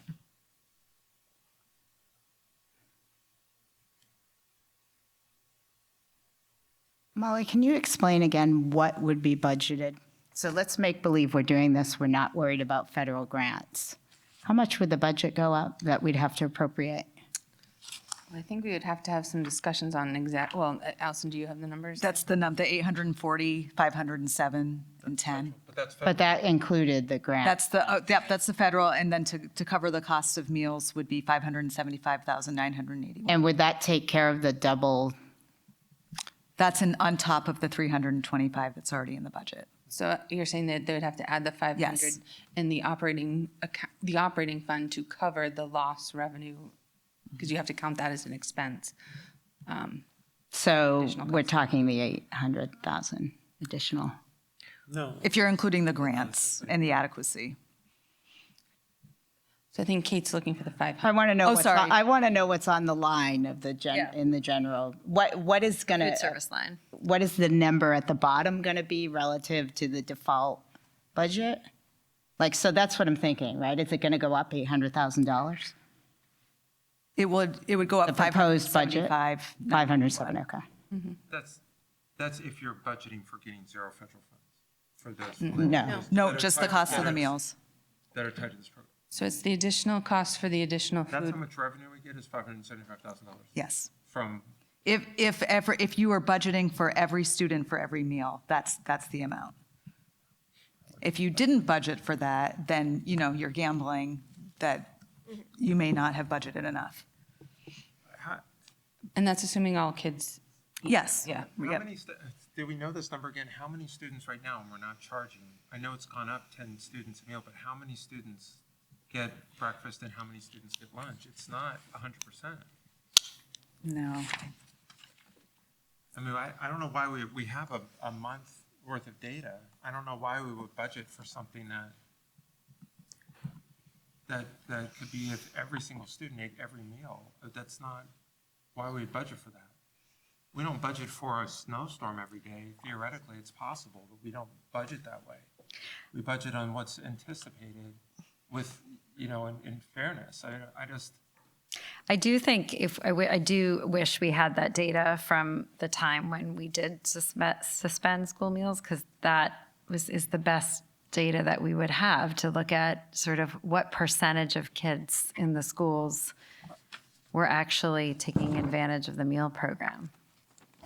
It's hard. I mean, it would be a really great data point as reference. I mean, I guess I'm sorry, I don't agree that we need to budget for that 100% of the kids are going to eat 100, or going to eat both meals every day. That's just, we don't have any data to support that would be the case. no more than we have data to support that we're going to have a snowstorm every week that's going to require extra plowing. We just don't have any historical data to say these sort of things. That's why we don't budget for that. We don't budget $3 million for snow removal. And that's certainly your purview. My intention was to provide the board, again, with the information, again, most case, to be able to have that context. And I'm not, Allison, I appreciate you providing the information. It's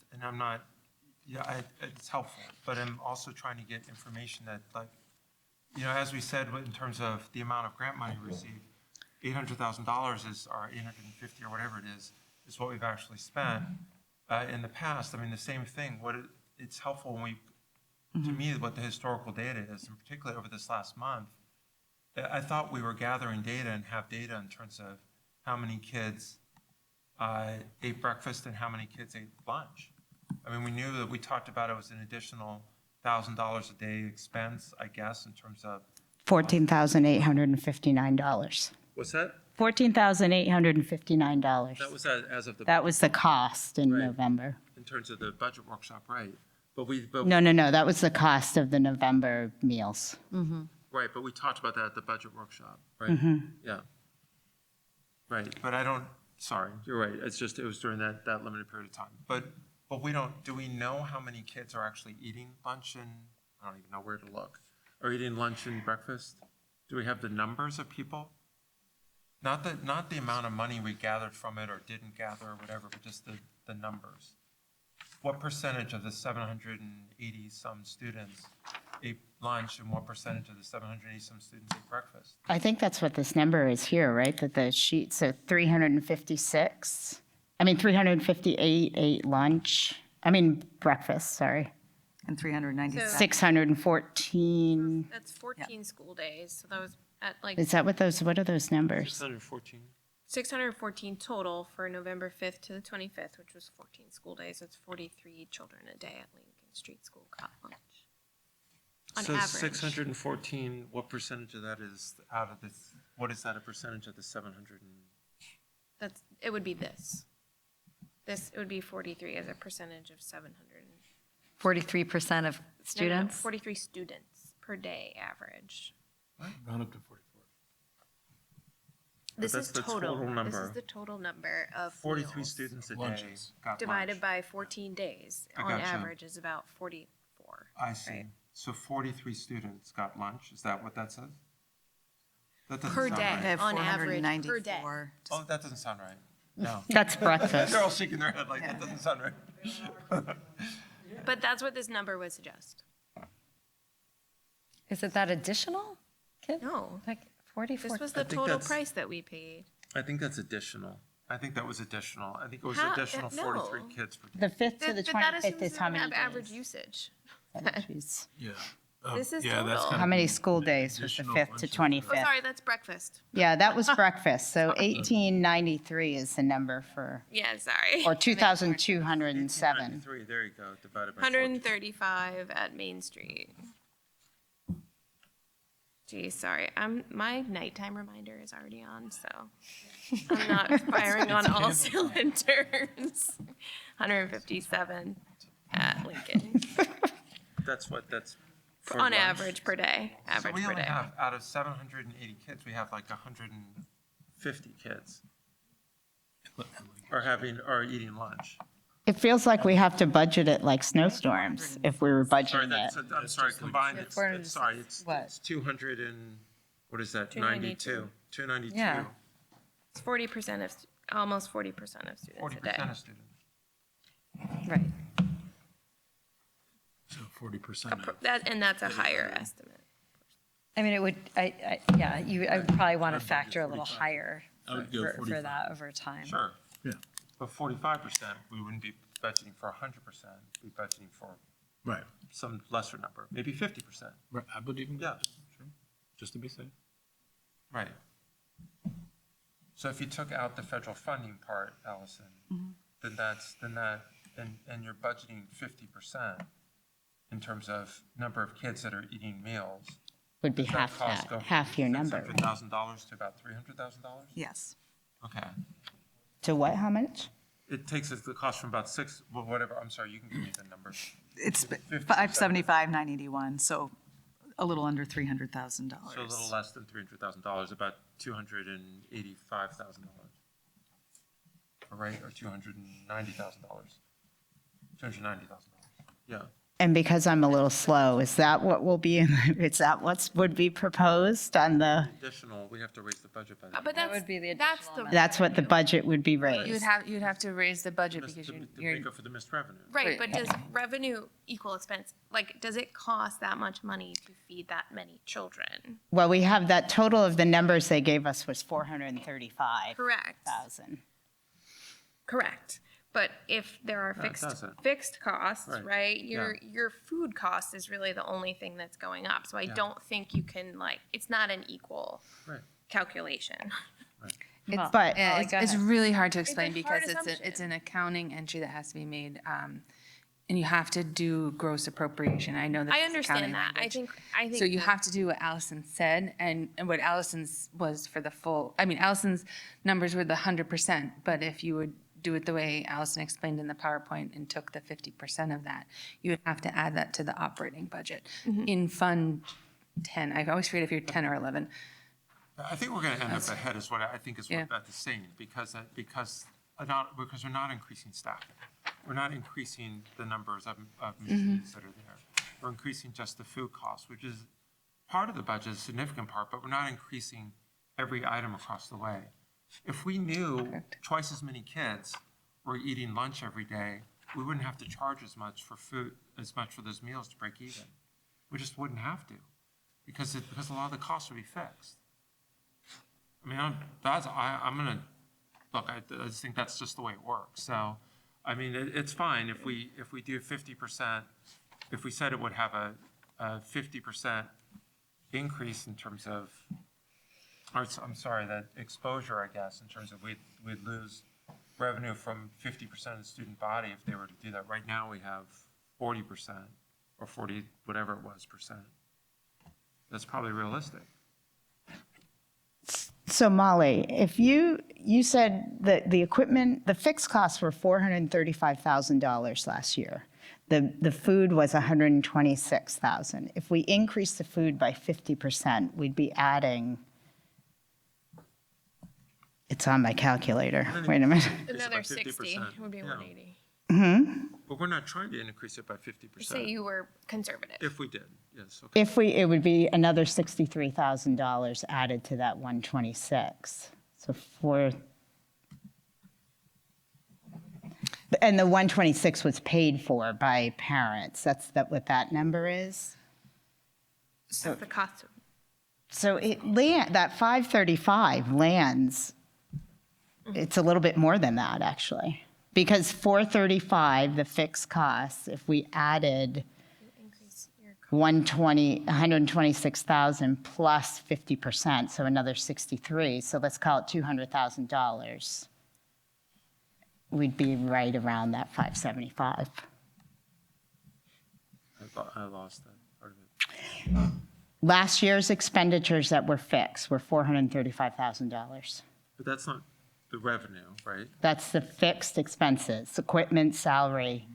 And then the food that was paid for, the local payment from the parents was $126,000. So we'd have to make that up.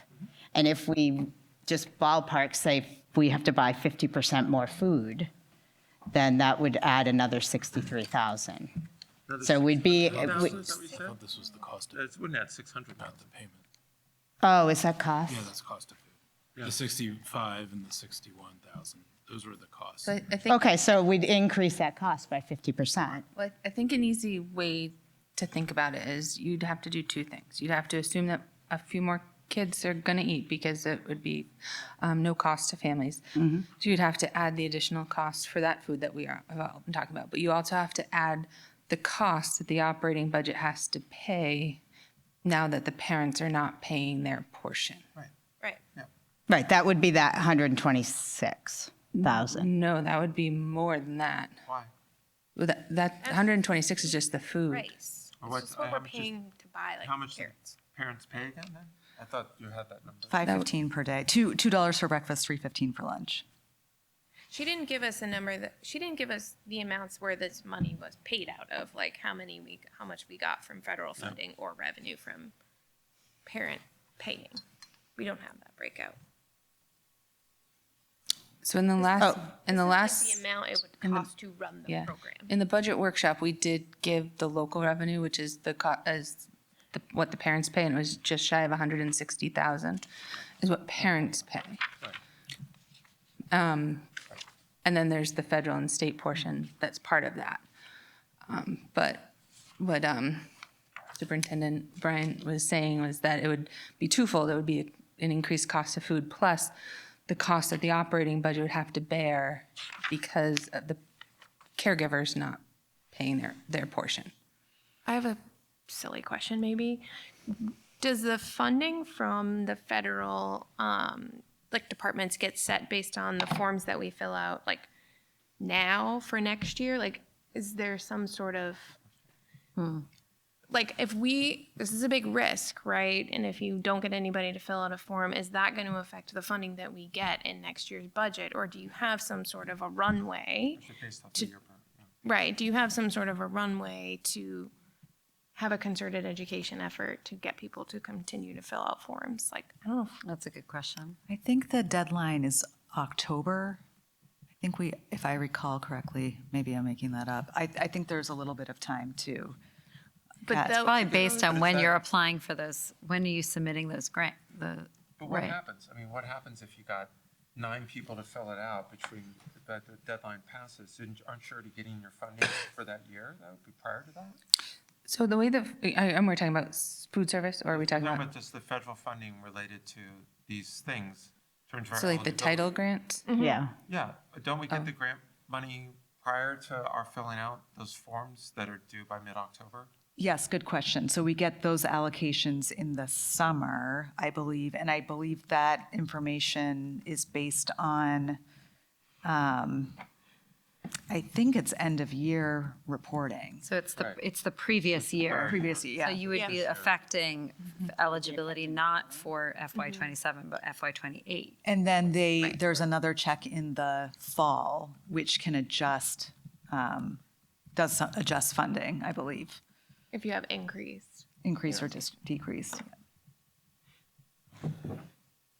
When do those adjustments take place?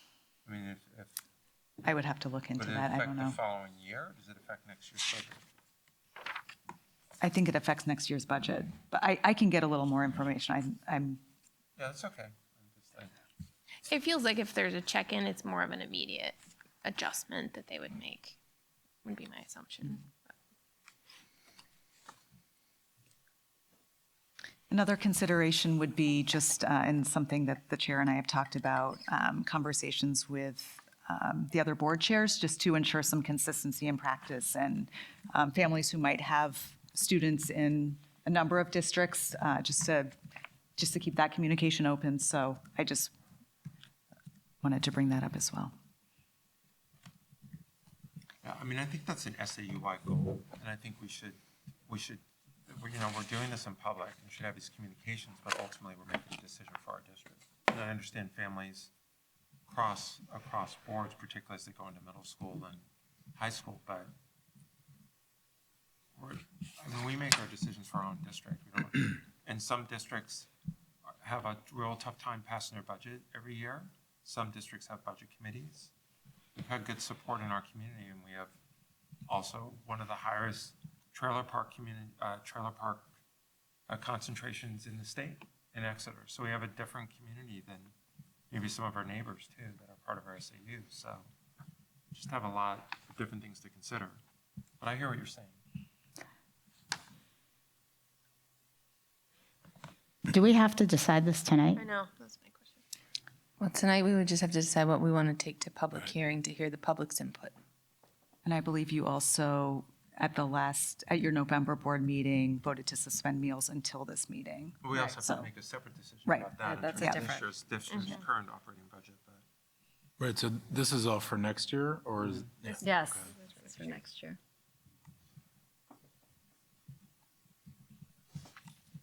Would someone does anyone feel like, And we could bring the budget as presented to the public hearing and hear the public's input is also an option. And then adjustments can be made after the public hearing before you sign the warrant and the budget to be posted for the deliberative. So the purpose of the public hearing is to hear the public's input on the budget. That's not the deliberative session. No. Okay. So in January, we'll have the public hearing where the intent is to hear what the public's ideas are on the budget. So there still can be changes after the public hearing. And then after the public hearing, the board would decide what action they want to take after hearing from the public, and decide what you would like to take to the deliberative session. And that's where we draft the warrant and the budget to be posted. And then as the board, you would sign that. This is unrelated to meals, but just so that since my brain is now also not falling out of the proposed budget, we would also have to make a decision on the grant appropriation line item, right? That line item, whether we're gonna go with. And you could make that decision tonight or at the public for the hearing. default proposed budget, right? Okay. Yep. And you could, and again, to change it tonight or maybe hear the public's input and change after the public hearing as well. If we were to suspend parents paying and we put it on the general budget, would that go on the same line as the debt, or would there be a whole nother line? So would that amount just go up? That amount would go up in the I believe it's called bad debt. We can rename it. We should rename it. Yeah, we can rename it. But currently, that's what it's called, and I believe it's in a 2400 section, which is it's Office of the Principal. It's just always housed there in each of the districts, and it's called bad debt because it's historically used for the students that have unpaid balances at the end of the year. But we can easily rename that. Yeah.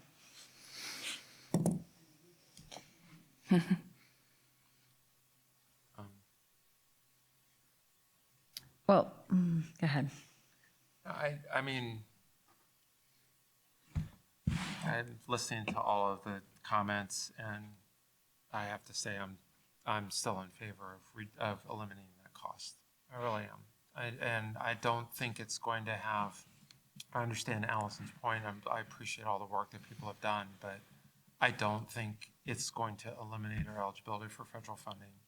I think that's kind of a doomsday scenario, and I don't think it's.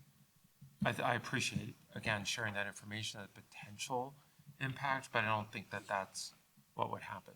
Just out of 120 families that are currently eligible, that fewer than 10 would fill out a form if we explained, what's the purpose of that and how it would be used. Also, doesn't sound like it really is going to affect us right away next year. I'm not even sure if it would affect us at all, although you can find out more information about how it might affect us during the check-in. So I know there's been a lot of feedback that I've heard, I've seen online, I've heard when we've made this decision about families saying, thank you.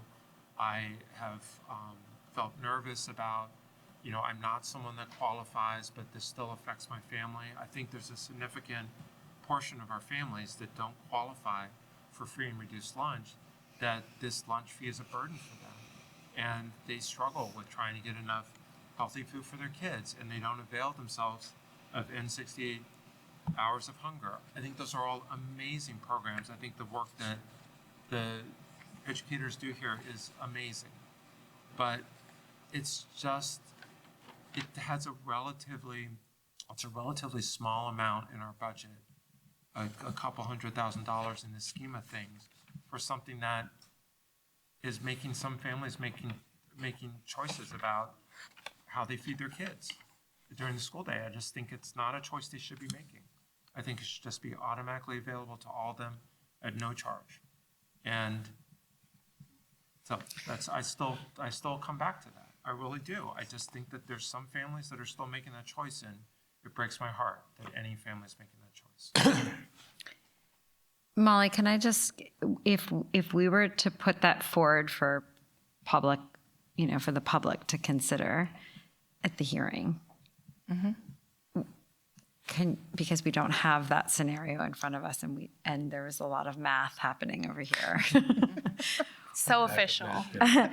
Can you just, in you've been listening, just play out for me visually what we would be seeing in the budget if we were to share that in that scenario. I know, keeping the federal funding aside, because that's different and we don't know if we would lose it or not, so. I think Michelle, Allison, and I would definitely review the exact numbers to Yes. put in.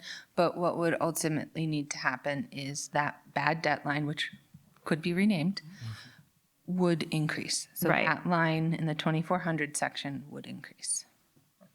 Right. To And, 575? well, and we would also have, well, we'd have to talk about how much of it is food versus how much of it is the lost revenue, because it would be the lost revenue, it would be in the 2400 section.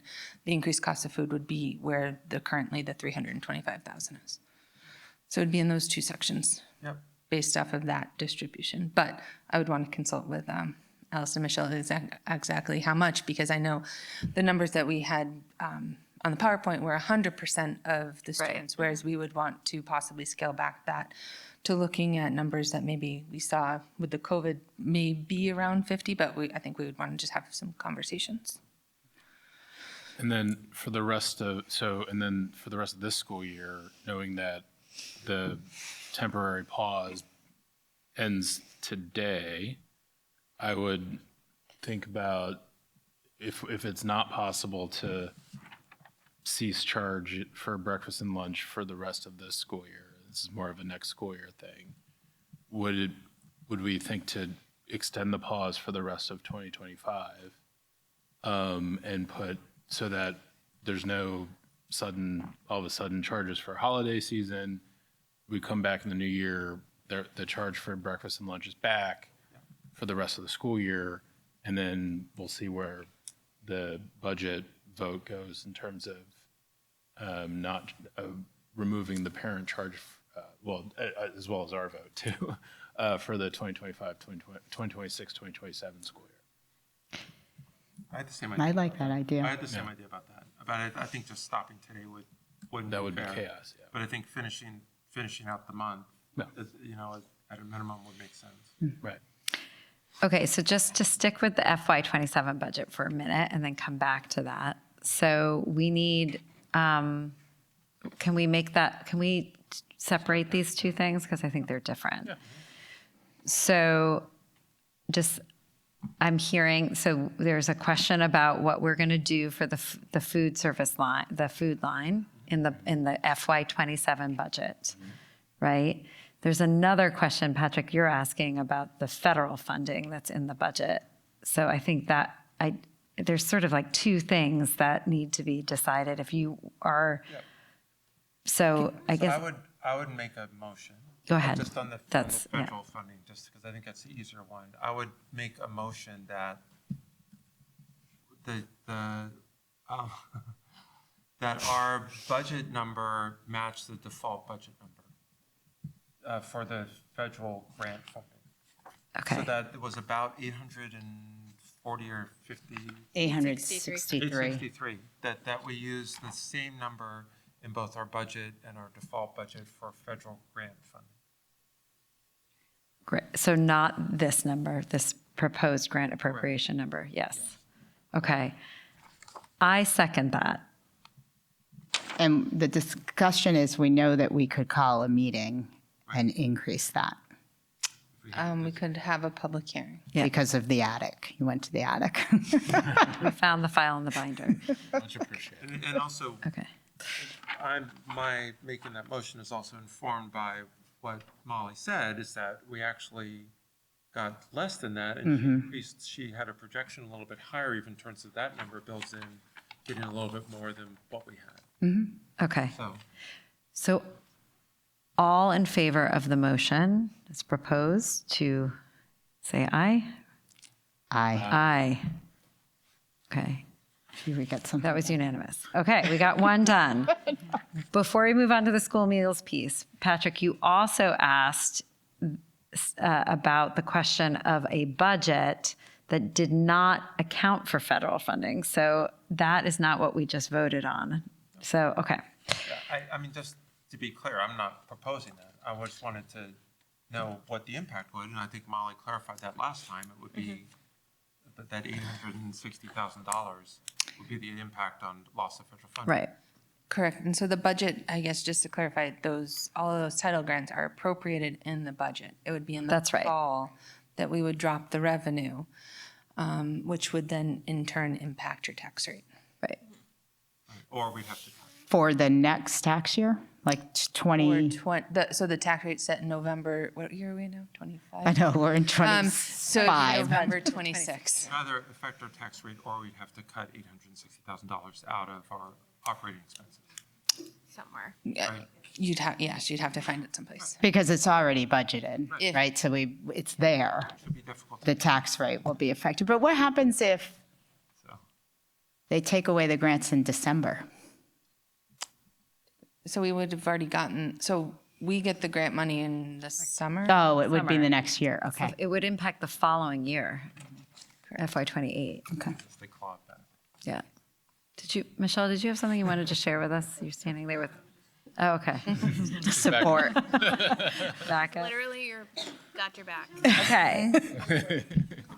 So this next question is how we want to handle moving forward the school meals. Yeah, Could- I'm, Oh, sorry, go. Yeah. all right, I make a motion to extend the current pause on lunch and breakfast. Wait, no, let's Nope. decide for what we're putting forward on the FY Okay, I '27 thought you were budget talking about first. this. Okay. Could we, before this budget meeting, could we vote to say 50% and you guys could figure out what the number is and then it could go on the budget? Are you saying decrease the? No. Like you said, you want to look at those numbers and make sure the 575 is really, like, do we actually have to have a number or could we vote and say, okay, we want that number at 50%? Well, tonight, we're just determining what we want to present at the public hearing. And then at the public hearing, after hearing the public's input, we could always make changes at that point in time. Can I ask a question to the board? Does it strategically, because I think we all want the public's input on this. I guess if anyone's listening, I think it's helpful to have the public's input on this. Strategically, is it better for us to keep it as it is and open it up and put it on the agenda that we're going to be discussing that as part of the FY '27 budget, to change it, or to go ahead and ask for the change now in what is presented? I feel like having a number, because we've had enough trouble That's right. trying to understand this, having some number and then that number could be adjusted. Yeah. based on- Because we have not yet to see the impact of that. I don't think do we have to vote actuals. on that? Would we just request? Well, I guess that's the question, Molly. Can we vote that we want to put forward, That's what I was asking. the 50%. Yeah, the 50% and not an actual dollar amount, since we don't have that today. Yeah, I don't even think you, yeah. Utilization. Utilization. That's right. 50% of the cost, and then we could work on. No, 50% of students. 50% of the cost for 50% of students utilizing free breakfast and Or lunch. just the Like, cost of what would- 50% Yes, but- of students utilizing. You have that number, but you So do wanted you to mean check by, the numbers. Caregivers not paying with us assuming that 50% of the student population eats breakfast and lunch? Yes. Yes, that is correct. But also, Go ahead, I Pat. don't know if I want to, this is more complicating. Is it appropriate to sort of give a few scenarios, like a few assumptions, like 50, 75, and 100? I don't think we can do Percent. that, right? It's not gonna, we're not gonna get that. No, but aren't we wanting their input of like what's going to go in the final budget? Like from the public? This is what I would say we'd have to ask for them to put something forward as a budget, right? But we could also ask you all to show us, I guess, are we able to get more information on those scenarios if That's what I'm saying. like not to put that forward in what we're sharing in the packet? Those scenarios might be impossible. I know. So I think we have. I think 50% if you, go ahead. One other thing about this is that, because I think it's what we were trying to talk about before, is that if the utilization, for argument's sake, is 40% right now, and we increase the utilization to as a budgetary matter to 50%, that we not increase the projected revenue by 10%. Just the cost of what it will cost to make those other 10% of the meals, just the meal cost is the only thing we want added, not the other 10% of the revenue. Because we wouldn't need that much revenue to offset that full cost. Right now, that cost is offsetting all of the staffing and everything else. It's not offsetting the increased food costs. If we went from 40% to 50%, that would be a 25% increase in the amount of revenue. And we're not talking about our food budget going up by 25%. So what we would do is we would put the increased cost of food in the food service fund where currently the $325,000 resides. Then we would have to look at the total cost of all students, since no students will be, no caregivers will be paying anymore. That would have to reside in the food service management line, which was formerly called bad debt. The total cost for all students, all 780? No, all of the usage, all of the 50%. But based off of, well, no, but why do we have to? Why? Because you're assuming that all 50% would be paying for those meals. Right now, we have a budget based off of, say, 40% of the kids, of the families are paying for those meals. But the budget is based off of those caregivers paying and the revenue side. And what we're saying is the operating budget would have to step in and pay that expense on the behalf of the caregivers. I disagree, though. I'm telling you, let me explain why. Okay, let me explain why. I'll try to do this. Right now, if we have 40% of the families are paying for the cost, right? They're paying this amount of the cost. It's covering not just food, it's also covering staffing and other things, right? And you increase that by 10%, 10% more. So we go from 40% usage to 50% usage. That's a 25% increase, right? And so we get 25% more revenue. But we don't need that revenue because we're not going to have 25% more food costs. All those other costs are fixed. So we're overestimating what our need is. We only need to compensate for the increased food cost. I definitely hear what you're saying, Patrick, and it's the way the accounting has to be done. And so when the general fund pays the food service fund, and I know this is accounting language, that is the revenue to the food service fund, but you have to appropriate all expenditures. So even when the general fund is stepping in, that has to be part of the appropriation. Does that help explain it? I mean, it just seems like that doesn't seem fair-minded in terms of what the actual impact's going to be. And I totally hear you. In my first day as a business administrator, I had the same thought process. So I totally hear you. And I had a conversation with our auditors to explain how it happens. And I know this is audit language, but what they had explained was you cannot remove expense from a food service program if it's in a loss position. What you have to do is in the general fund, which is your fund 10 or 11, I always forget 10, that has to be charged expense to bump up the revenue on the food service side. And so the revenue on this side is part of what we would report on the 24 in the fall. But the expense has to be reported in both places. I totally hear what you're saying, but the accounting rules in the state of New Hampshire require that. I mean, I'm not saying not to report the expense, but why couldn't we just keep the expense flat as what we're paying now? So if it's 40% utilization, that would calculate this expense on 40% of the family's paying, and then the extra 10% we just count the food cost for that. Because when you have to make that transfer for the loss, you're going to breach your voted appropriation. I drew it out in T accounts, and it's so hard. It's so hard because it's an accounting entry that has to be made, and the easiest way to say it is you have to plan for the loss of revenue as an expense to the general fund. And the loss of revenue is what parents paid But if we before. had 50% of the people, if we knew we were having 50% of the people taking meals, and we had a charge for that, we would charge less because we wouldn't need as much money to break even. We wouldn't charge the same amount. We would reduce the cost. If we had 50 or 60 or 70%, we wouldn't need as much money to break even. Just because we have a big chunk of it is fixed costs. It's fine. It's only, I mean, we're talking about $160,000 or something like that. So an extra 25% increase is, I guess, $40,000. That's not going to make or break the scenario, but I think it's a bit of a false number. It's probably adding in, another $25,000 that we don't really need. Yeah, so is the wish of the board that we modify the budget to assume 50% of the student population have breakfast and lunch with the operating budget covering the cost rather than the parents? Yes. And we can Yes. talk about it. Okay, so do we have to make a motion to great do way. that? I think we have to do that, right? Do I have to yeah. So would someone like to make that motion on the board? Can I just ask a quick Yes, you question? can. And then I'll shut up. Is this just a single year thing? Because if we're paying this year, if we pay the next year, are we then assuming a loss the next year? It would seem like we're not. We don't have, because if we made the meals 50 cents, It would increase the loss. who decides how much the meals are?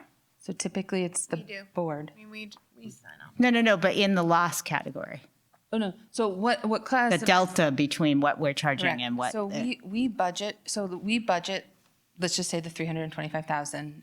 If we only expend 75,000, we're under budget. But if we've only brought in 50,000 in revenue on that 75,000 in cost, we're in a loss position of 25,000. That 25,000 has to be transferred from the operating budget to the operating fund to the food service fund. So even though you're under budget, because your revenue is less than the expense by $25,000, you have to move $25,000 from the general fund to the food service fund. And that's recorded as an expense in the general fund, revenue in the food service fund. And I know that was another. I know, no, I understand it. It's crazy, but I do. So even get though it. even if you don't expend the full 310 this year that's budgeted, if you spend 80,000, but you only bring in 60,000, I still have have to to move transfer 20. 20 from the general fund to the food service fund. Okay. Can you budget $1 in the food service fund and then just pay everything out of the general? So you're not like double budgeting. That might be a stupid. Well, we have to make that transfer, and it shows up as a double expense, but the revenue's on one side. And if you breach your voted appropriation, Right. you then have to contact the Department of Ed and all the things. Gosh. Food. Well, I mean, we All had right. this past year, there was a recommendation a year ago that we increase the cost of meals, and we decided not to do that. Right? So Correct. in theory, we increased our That's right. exposure to potential loss, but we didn't That's right. change the cost of that. Correct. And that's because the food service fund, to add to complexity, can carry a fund balance. And so we had a fund balance going into it. It's not given back in the tax rate. Sorry, we don't need to go down Fund there. balance today. I think it's 69,000. But in order to spend that, you do have to appropriate it. So even though it's sitting there, it still needs to be part of your budget because you can only expend things after you appropriate them.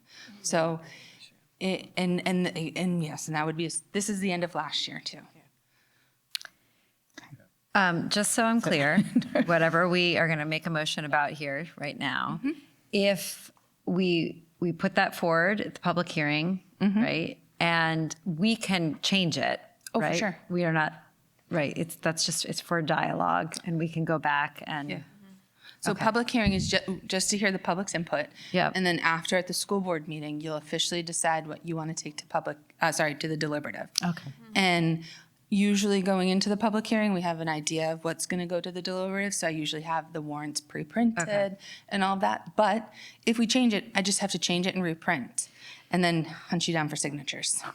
So I don't want to make this, but I am in favor of making a change for the purpose of having some accurate numbers to look at ahead of time and to discuss with the public, because it's complicated and I feel like we haven't gotten there yet. As separate from the proposed budget? No, No, No, just part of the proposal. it's part of the working budget right. proposal. I mean, we already have this version of the budget, is I guess so it would give us more accurate information. We'd only have one that goes out to the public. We'd only have one that goes out to public, but we would have, anyone could We find understand the one from differences, the, yeah, in other drafts of the budget. yeah. So you're saying what? You So want I'm a saying- number or don't want a number? I do. Yeah, Well, I'm not making a motion right now, but I'm for discussion. I think because it's late and we've been here for a while and we're seeking some accurate, sort of impact, some accurate numbers. It would give us that information and we could look at the two versions of the budget. So I'll make a motion. Yeah. If that's okay. I'm not trying to cut off discussion. We can still Nope, discuss that's after the fine. motion, but I'll make a motion. I think Molly had better wording for it, but essentially that we would have amend the budget so that we do not collect any contribution from families, and we base our budget off of a 50% utilization for both breakfast and lunch. I second. All in favor? Aye. Aye. Any Okay. other changes? Are there any other changes for the FY27 proposed There were budget? 3, right? No, we're gonna do the current year budget in a minute. Right, but right. No, I mean, before the meal discussion, the Trust funds? grant. The grants. We- We did that. The grants, yeah. Yeah. Yeah, we did the grants, yeah. Yeah, and then do we want to talk about trust funds now, or we could? Oh, no. You don't have to. I mean, it's not. I don't. It's not going to the we public can hearing. Talk about that when we get to the hearing, I think. Yeah. Okay.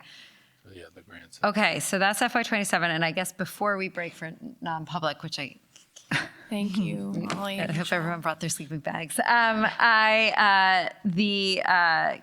We do want to revisit this question of our current year budget and school meals. So, Tim, did you want to make a motion? Yes, I make a motion to extend the temporary pause on guardians or caregivers paying for breakfast and lunch from extending it from now until the end of 2025, with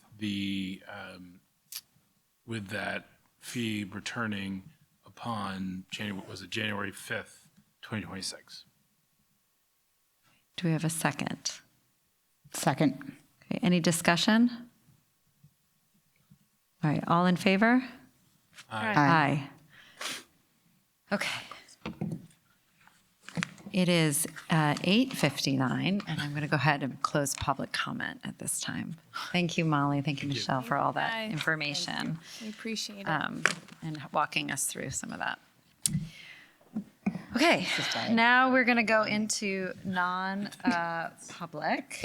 So it's in accordance with Chapter 91A, 2A.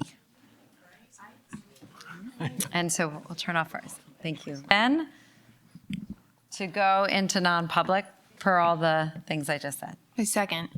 Okay, all in favor, roll call, aye. Aye. Aye. Aye.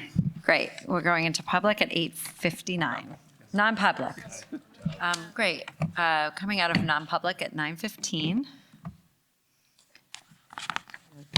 Oh, I would make a motion to accept the proposed, or to pass the proposed collective bargaining agreement. Okay, I second.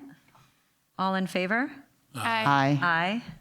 Okay, so approved. And we'd also make a motion to accept the 2 retirements with regret. I second. All in favor? Aye. Aye. Aye. We're on. Oh, you Yeah, we're on. Yeah. I think that's it, right? That's it. All right, I'm going to make a motion to adjourn this meeting at 9:17 PM. Second. All in favor? Aye. Aye.